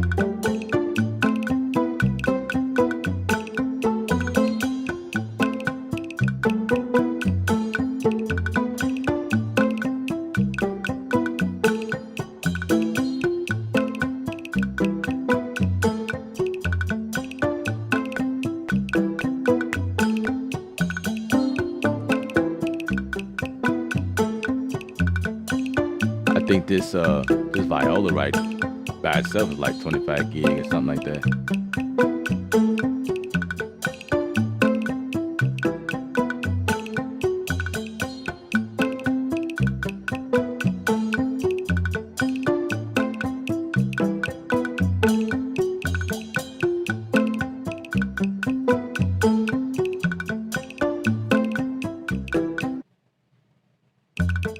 Here comes another big one.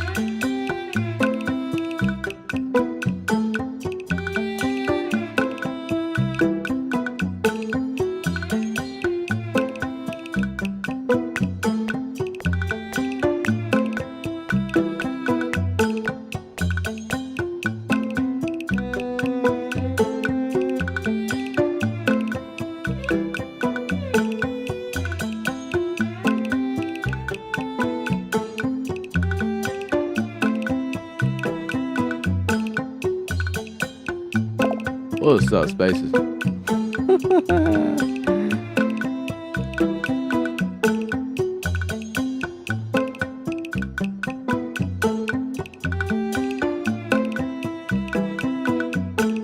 Ad West, what up? You might not need drums, low key.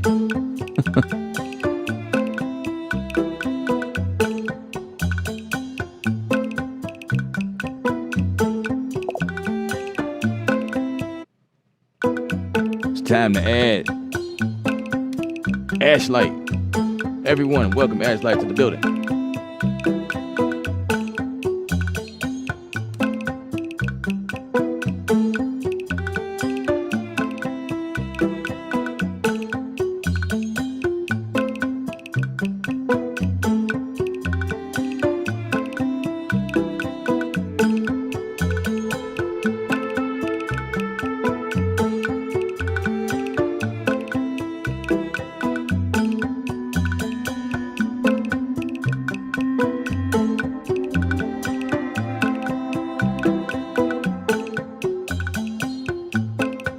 Like that text.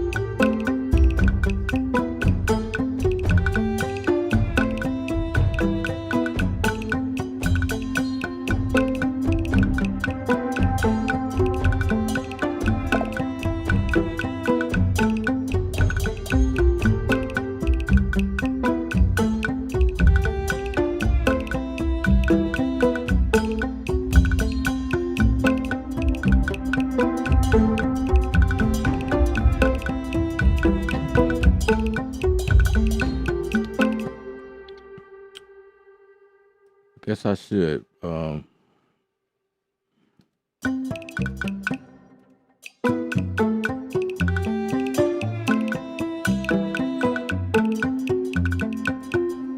These right here.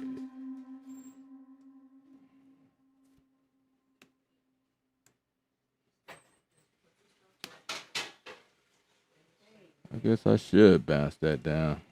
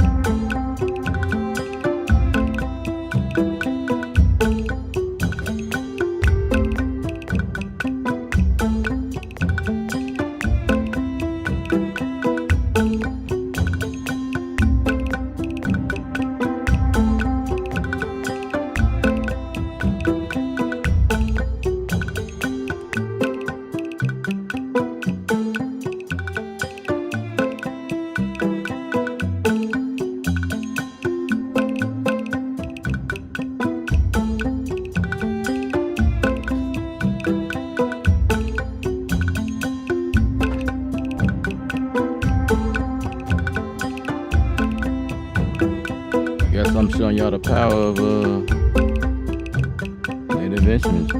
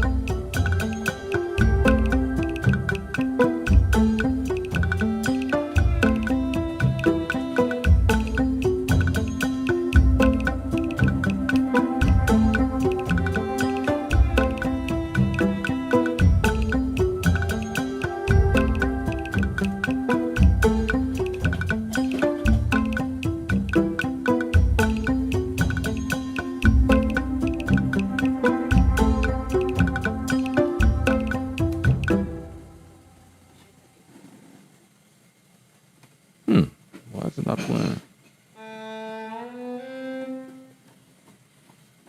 Okay.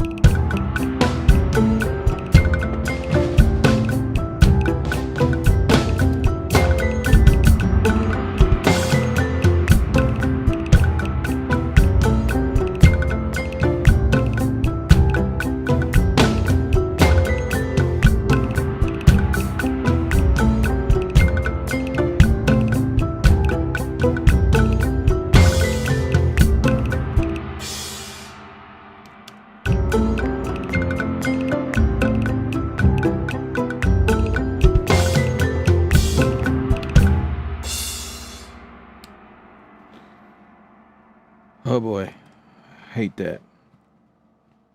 Just ring out. Damn it.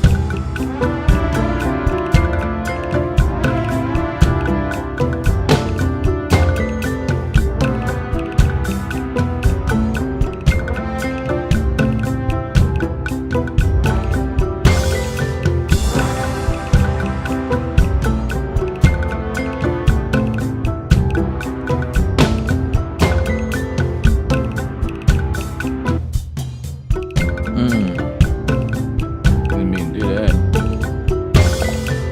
The last one. I only put 16 in here.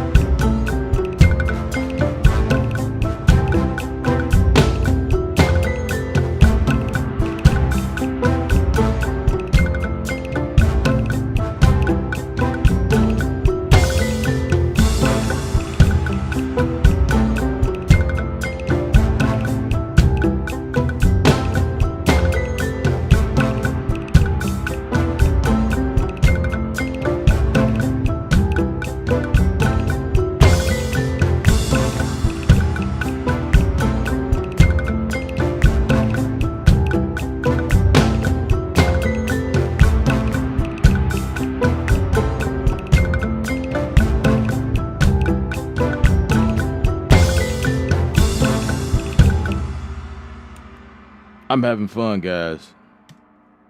In case you didn't know.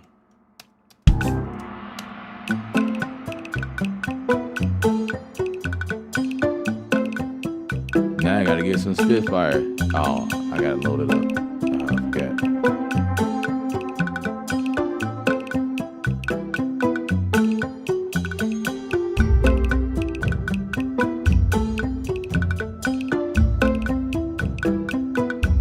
Okay, add some Super 8 in here.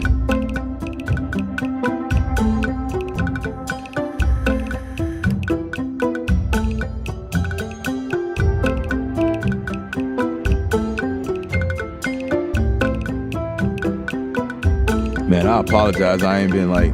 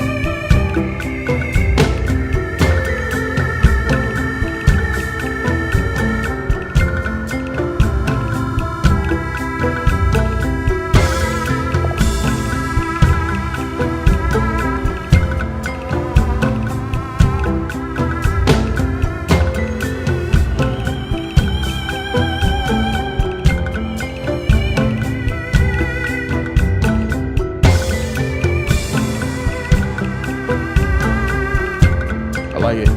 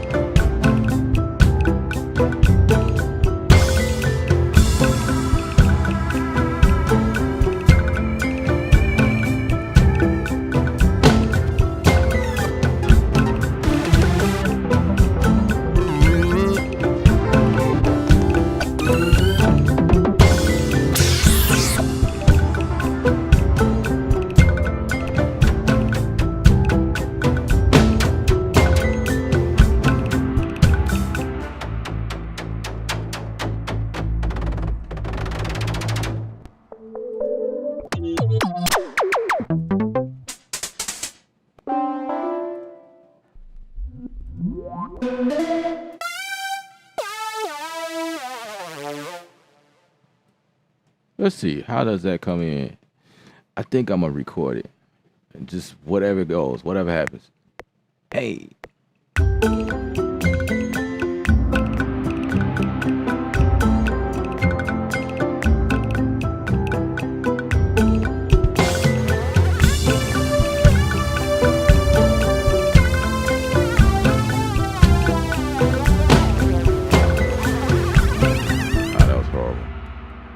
I thought I was the band. I thought we was finna go in. It was like, nope. It was like, nope. Nope, nope, nope. Not so. I should stay on that sound I had.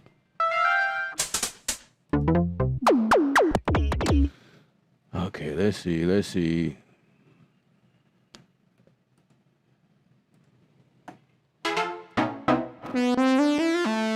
You gotta see what it sounds like with it.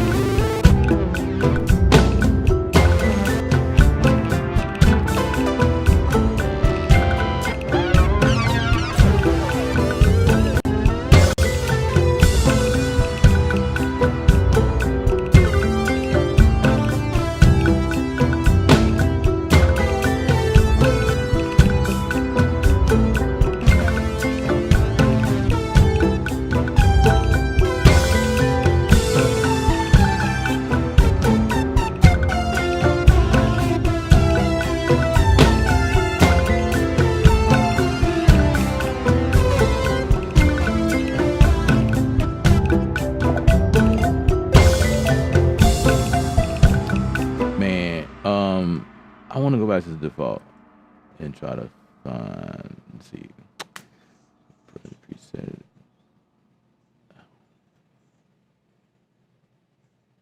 Let's go back to the default.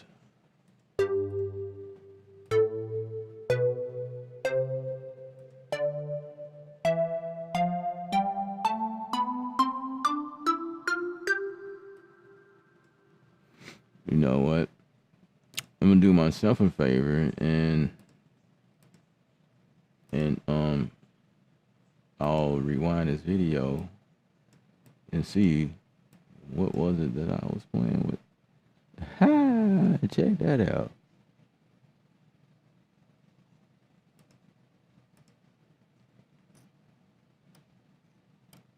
It was the something in. Okay, I see it. That sounds fire. Not just be random with stuff like this. Sometimes it was this one. Yeah, that's it right there.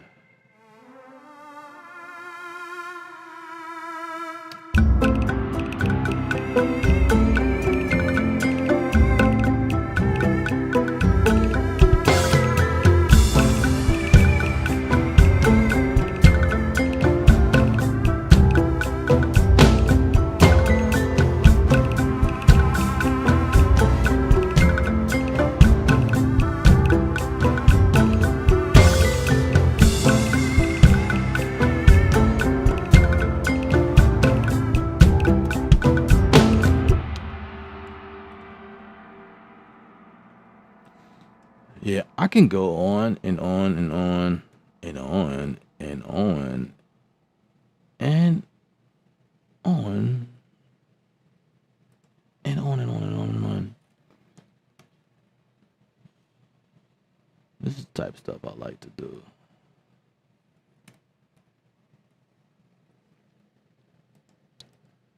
Presents. Let's bring some mallets in because I hear them. I hear the mallets ringing in my ear.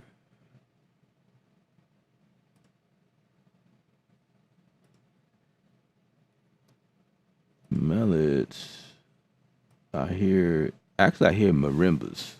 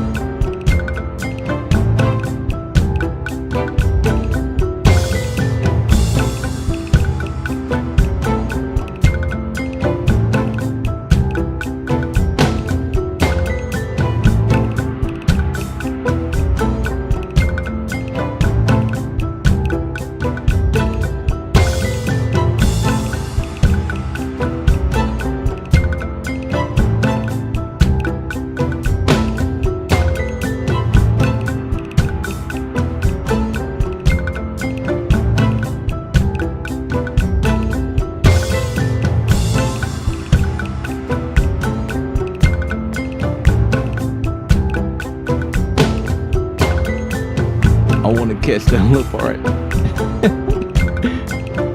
The little part I did, the snare.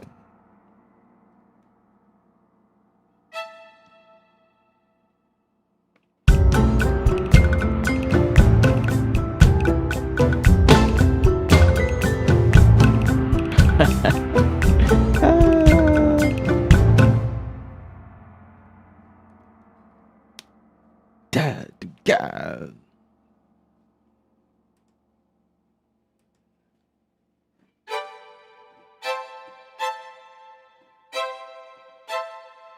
So I did it again.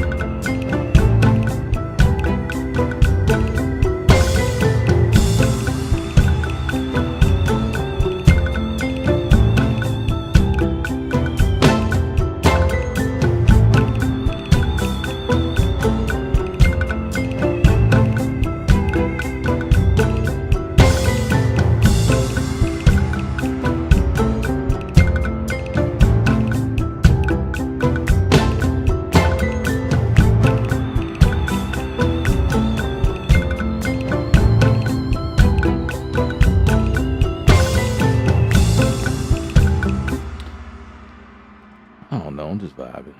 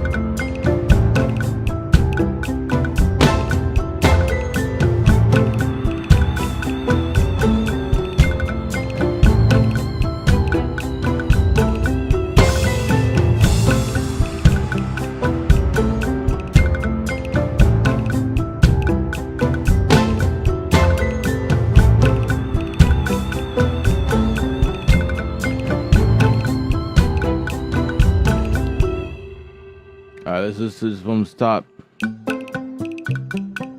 I could clean them drums up some. I just kept going.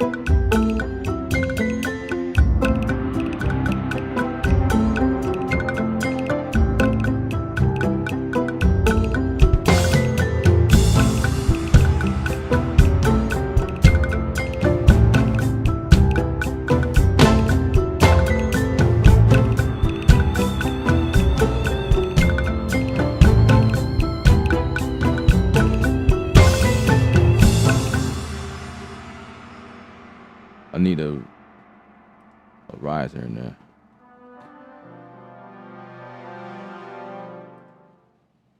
Let's throw that in there. I'm not gonna use that sound. Not at the moment. So, there you go. All 16. Gosh.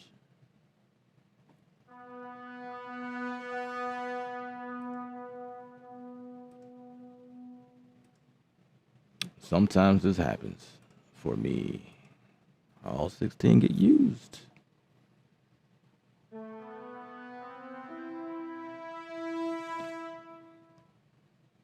Oh, we could take that one out and save changes. No.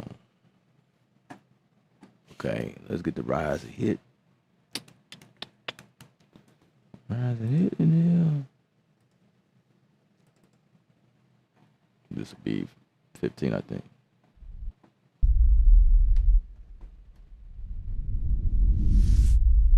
Ooh.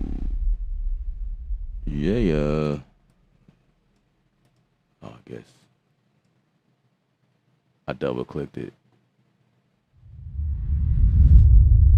Ooh. Sweet.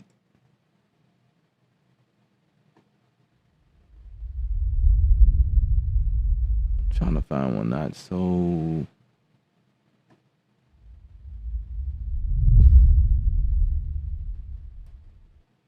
That might.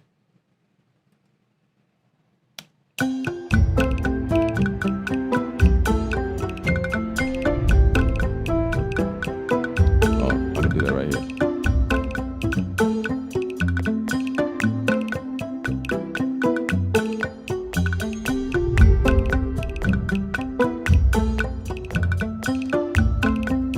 I could do that right there. Bounce that.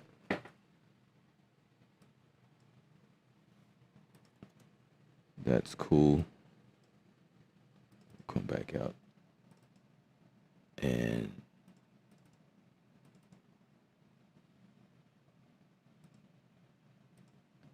wait, what does it say? No free instrument slots available.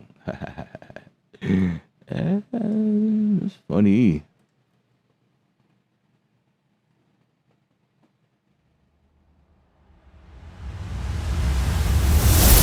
Whoa. Okay. Yeah. Yeah. So that's an 8-bar. 1, 2, 3, 4. 1, 2, 3. Okay. 1, 2, 3, 4. And I missed it. And I totally missed it. 1, 2, 3, 4. 1, 2, 3.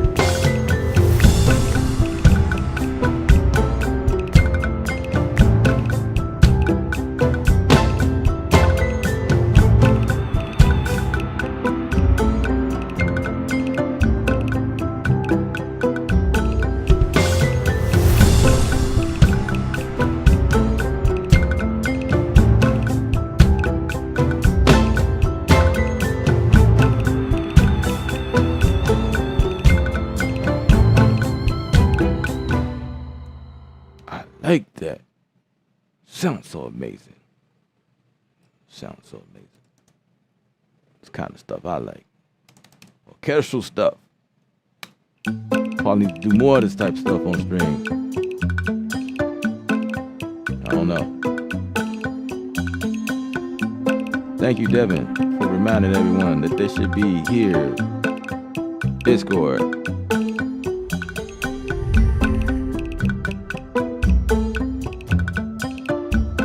He said I'm making it look easy. I'm trying not to.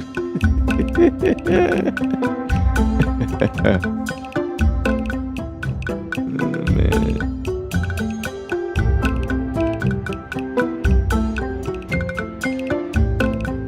Appreciate you, Devin, for reposting the links. Always appreciate that.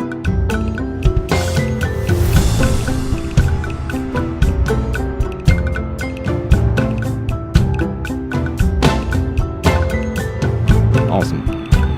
Some James Bond type stuff. You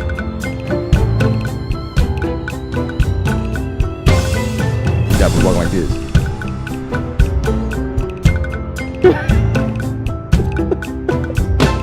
Can you imagine that, James Bond?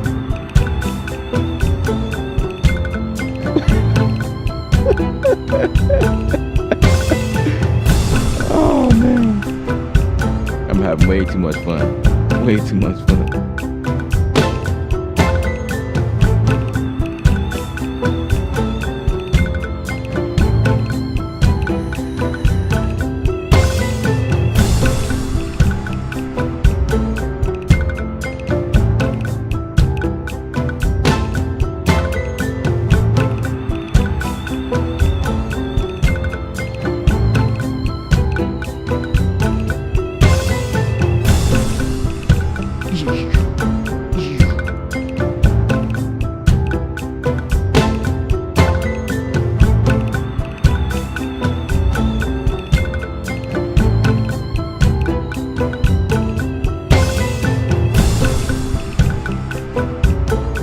Yeah, this is cool. This is cool.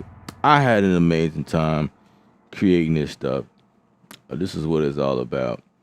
Letting your creativity that lies within you come out somehow. You know what I'm saying? Don't be afraid to try stuff, try something new. That's what it's all about, especially when you're doing stuff like this. You know what I mean?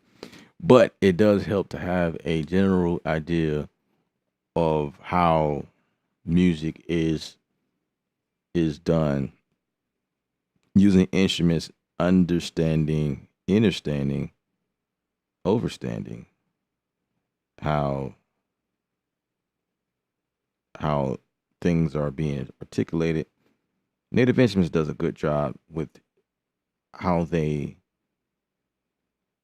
design their instruments to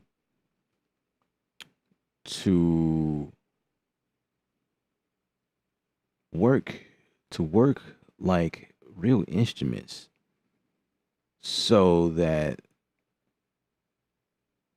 we have the correct range. You know what I'm saying? So you obviously can't play a flute sound next to a cello sound. Cellos are bass, low register instruments. Flutes,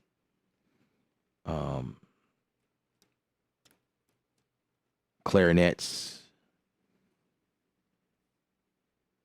the first oboes. What's the one above the flute? I can't remember the name of it. Yeah, but you know, those instruments are higher register, you know, that type of thing. Then you got your trumpets, you know, your brass stuff, trumpets, and then, you know, that can hit high range or whatever. But then you got trumpet ones and trumpet twos. They kind of do something different. It's not really necessarily the same thing. Then you got your French horns and your flugelhorns and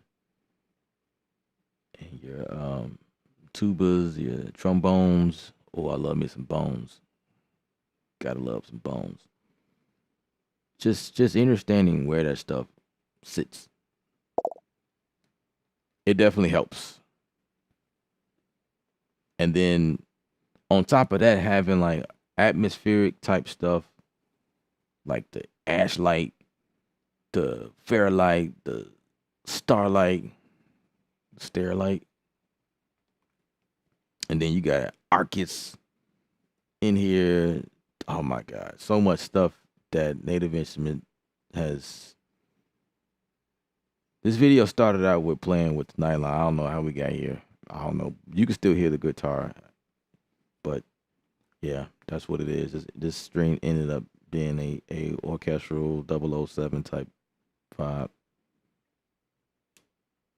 a slowed down version of it. You know, anyways, this is like the slow version of James Bond. Maybe if I speed it, something like that, and I could probably send it to them. You know what I mean?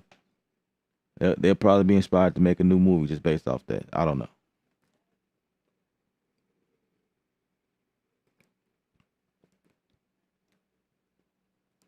How do I get the tracks and the mixes to show up?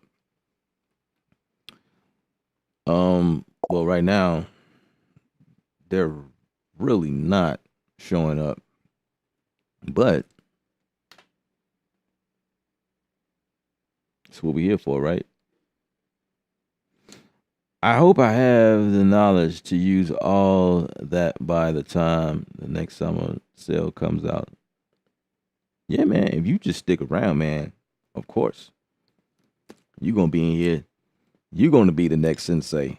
I'm going to call you Sensei Junior. Cause you was faithful to all of the streams and you soaked up all the stuff and start practicing and then doing like regular one-on-ones with me. You'll be able to do it. I believe you can. All right, so this is the range window. All right, everybody, all kids, have a seat, sit down, take your notebooks out, turn to page 53. All right, we're gonna go over this right quick. And so this is what we're looking at. This is the range window. This is the mix window. It's funny because Gregor did a video, a very passionate video based on this topic today. It was funny. It was really funny. But the range window is separate from the mix window. This is totally separate. I'm glad he hit that topic because, yeah, a lot of people get confused. But right now, contact is coming out of stereo. You see, as I click every time, it's coming out of the same. Well, this one's audio because I bounced something down, but that doesn't count. But this is the instrument. It's coming out of this channel right here. They all coming out of this channel. Check this out.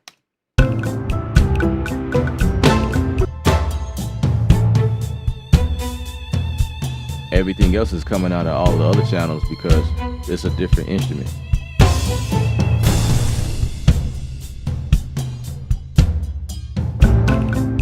Now, to make them come out, if that's what you're asking, that's easy. That's simple. I did a video on this and how to route everything out. This is why I use Studio One, because of this reason solely. Well, not solely, I'm lying, but strongly. This is the strong contender of the reason why I use Studio One is because of how easy it is to route everything in here. So I need to decrease the size right quick. Let me see if I could do that on this other screen. Yeah, okay. So I can show y'all everything. All right. So Contact has its own mixer. Now, if I choose to do that, I could definitely do that. I have mine set up to where it comes out like this by default. I have the first 8 right here, but I could definitely do the like 16. So you got to do some routing stuff down here. That's really what it boils down to. Actually hit this plus button and you say quantity 1. That's 1 per stereo track. So number of channels will be left and right. So that's why that's 2. And then you start at the first one in your thing, and then after that, yeah, say make sure ascending assignments is on, and then you click the delete entire and delete exist. So I'm gonna do that. Delete existing, and then I could make this my main configuration. How about that? Let's do that. I'll do that right now. Why not? I'll put configuration save. Oh snap. Okay. You don't want to act right. All right, let's do this again. Oh, not 1:16. I'm tripping. You got to put, well, depending on what you're doing, you could say however many you're doing. Okay, let's do 16. I'm going to do all 16. The number of channels is 2. I'm going to click that. Click number 1. I'm going to delete that. Say this as my joint right here. I'm thinking 1 per deal. All right, so that's that, right? So you got to set up the routing here first. Then you come in, and I'm gonna get rid of this right quick. That's not how you get rid of it. You get rid of it like this. Boom. Okay. Then you come up here and you say, channel 1. That's good. That's good. All of them is coming out of channel 1. So channel 2. That's good. So channel 3 will be 5 and 6, right? So and so forth. You just keep going like that. 7 and 8. And then this is 9 and 10. I'm usually doing this on fly if this is the goal. Because doing it like this would just be like, you gotta like remember what's next. So it's like, and then you come up here and you open those channels up. Boom, boom, boom, boom. I think I did the first 4. So once you open the channels up, then when you come to the mix area, then you have these extra channels you just created. Right? See how this happens? Boom, there's another track right there in your face. So I can solo this and show you.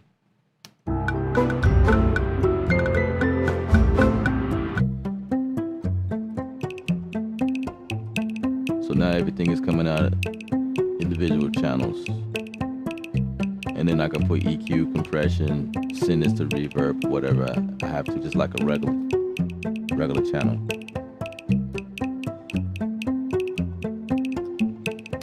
That's how you do that. And also you can see it correspond inside of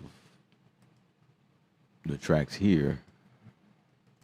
You can kind of see it. So if you don't do that, you will see it, nothing, blank.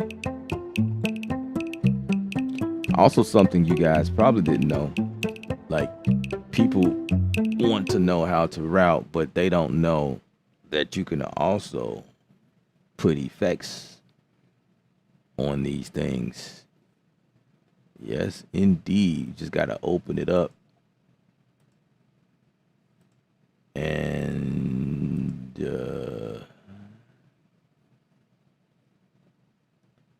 okay, let's open it up like this. This is how you open it up.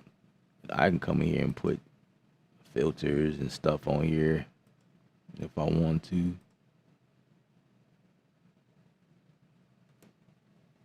Some people don't even know that. That's a secret gem. It shouldn't be because it's there, but because nobody talks about it, I guess it will be considered a secret gem. But yeah, you can put effects on these channels even before they come out, you know, using the onboard, you know, contact stuff. But it's still Native Instruments Um, it just look weird. But yeah, you could definitely do it.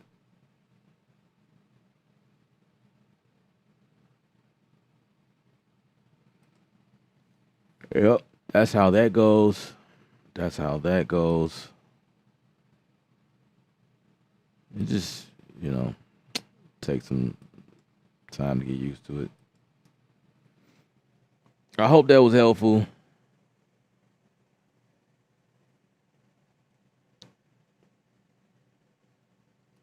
CreativeU.art. So that's a process. Yeah, yeah. I mean, that's that's just how it goes. That that's definitely how it goes. If you're doing orchestral music and you're using contact, yeah, that's this is called a multi-timbral instrument where you can load up several instruments in one instance. And um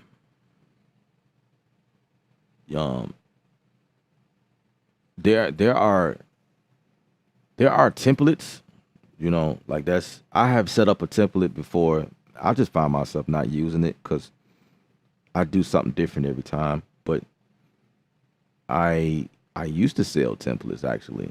Come to think of it, I used to sell templates because a lot of people want to know how to route their machine out. So a lot of people couldn't get the process because the machine now. If I show you that process is tedious because that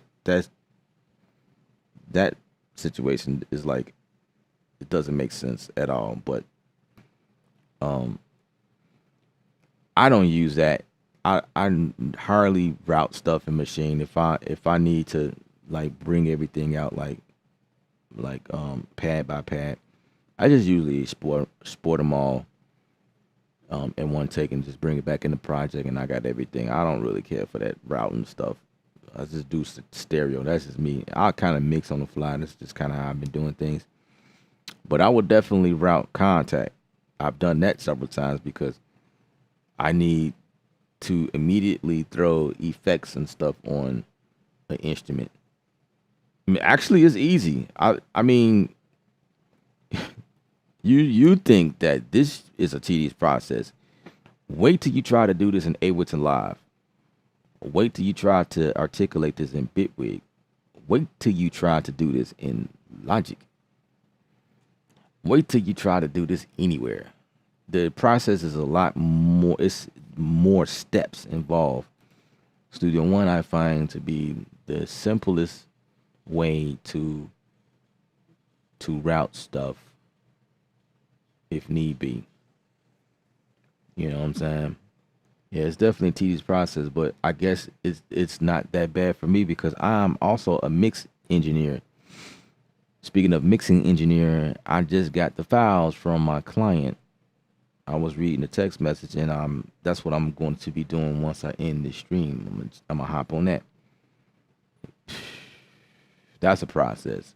So, you know, this is probably the only beat making I'll be doing today, and then I gotta hit a mix, and yeah, be working on that for the next couple of days because it's gonna be like a back and forth type thing with the client, making sure that he likes it and you know getting approvals and stuff like that. Everybody got to hear it and yada yada yada. Make everybody got to approve and stuff. You know, politics.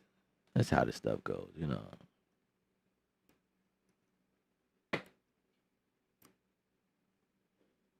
But yeah, it is what it is, and these things are highly appreciated. Like I appreciate the process. Like I don't I ain't tripping.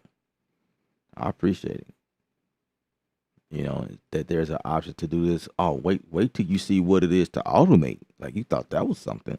When it's time to automate stuff, and oh man, that's a process too. That's I do that all the time. You know, it's never a get in. And you know, if you're creating things like trap music, okay, hands down, you don't have to do any of this. This is you ain't even this is a side that you ain't never got to see. You know, trap beats, grab a couple of samples, throw it in there, and a couple of effects, and you good to go. Bam. You know and that's it. But stuff like this, yeah, these are the Studio One is more so like the simpler way of doing things. But you should see what other guys are doing in Cubase, and you think that this is tedious. You should see what they really do. This is like lightweight stuff I'm doing. I ain't even touched the surface. I ain't really did nothing. But other guys that's into orchestral music, you should see their process. And then I did a little automation in here, but I did it on the fly. I ain't really go in and break that down and show y'all what was going on. But I mean, like when you want them strings to really be realistic, crescendos and swells, crescendo, decrescendo, accent points, you know, things like that, which is one of the things that Studio One added in here with the variations and stuff like that. You can put accent on each MIDI note. I don't know if that anybody can appreciate that, but stuff like that I appreciate because I do work in the orchestral field and stuff like that, and I'm familiar with that type of stuff. So it's like I feel right at home. You know, I used to read sheet music, but for percussion though, and so I still remember what accents are and forte, fortissimo, and piano soft, and yeah, I still remember that stuff. It's great stuff. But yeah, that's the process. That's the process. And I learned a lot too. There's a lot of signs I have never dealt with because of me being in the percussion section. There's a lot of notes and symbols and like certain things that I don't see that say like you're a horn player, you're a string player, you know, different things that they see that I don't see because I see something totally different. But I still kind of have a good idea what most of the stuff is. But yeah, that's what it is. That's what it is. That's what it is.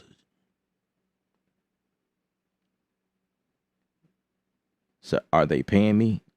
The guy that's the mix? Of course. Of course. Absolutely. Absolutely. Absolutely. Absolutely. Yeah.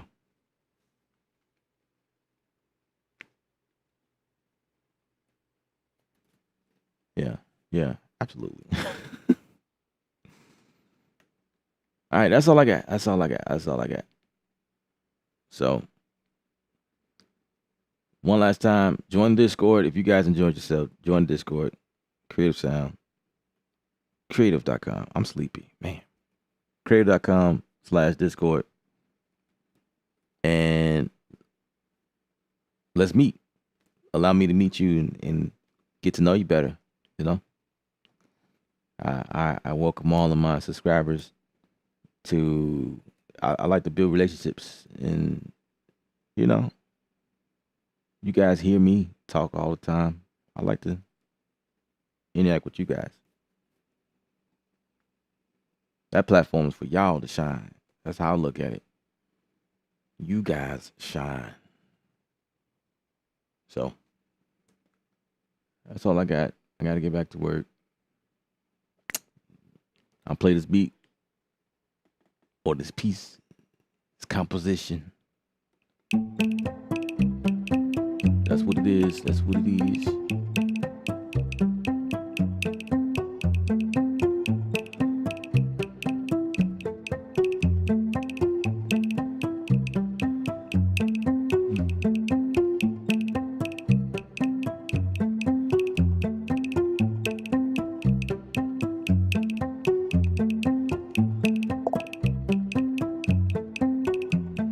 Salute back at you, Dev.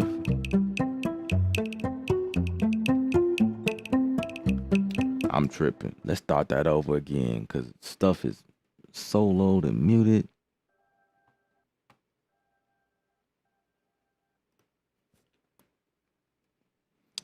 Like what?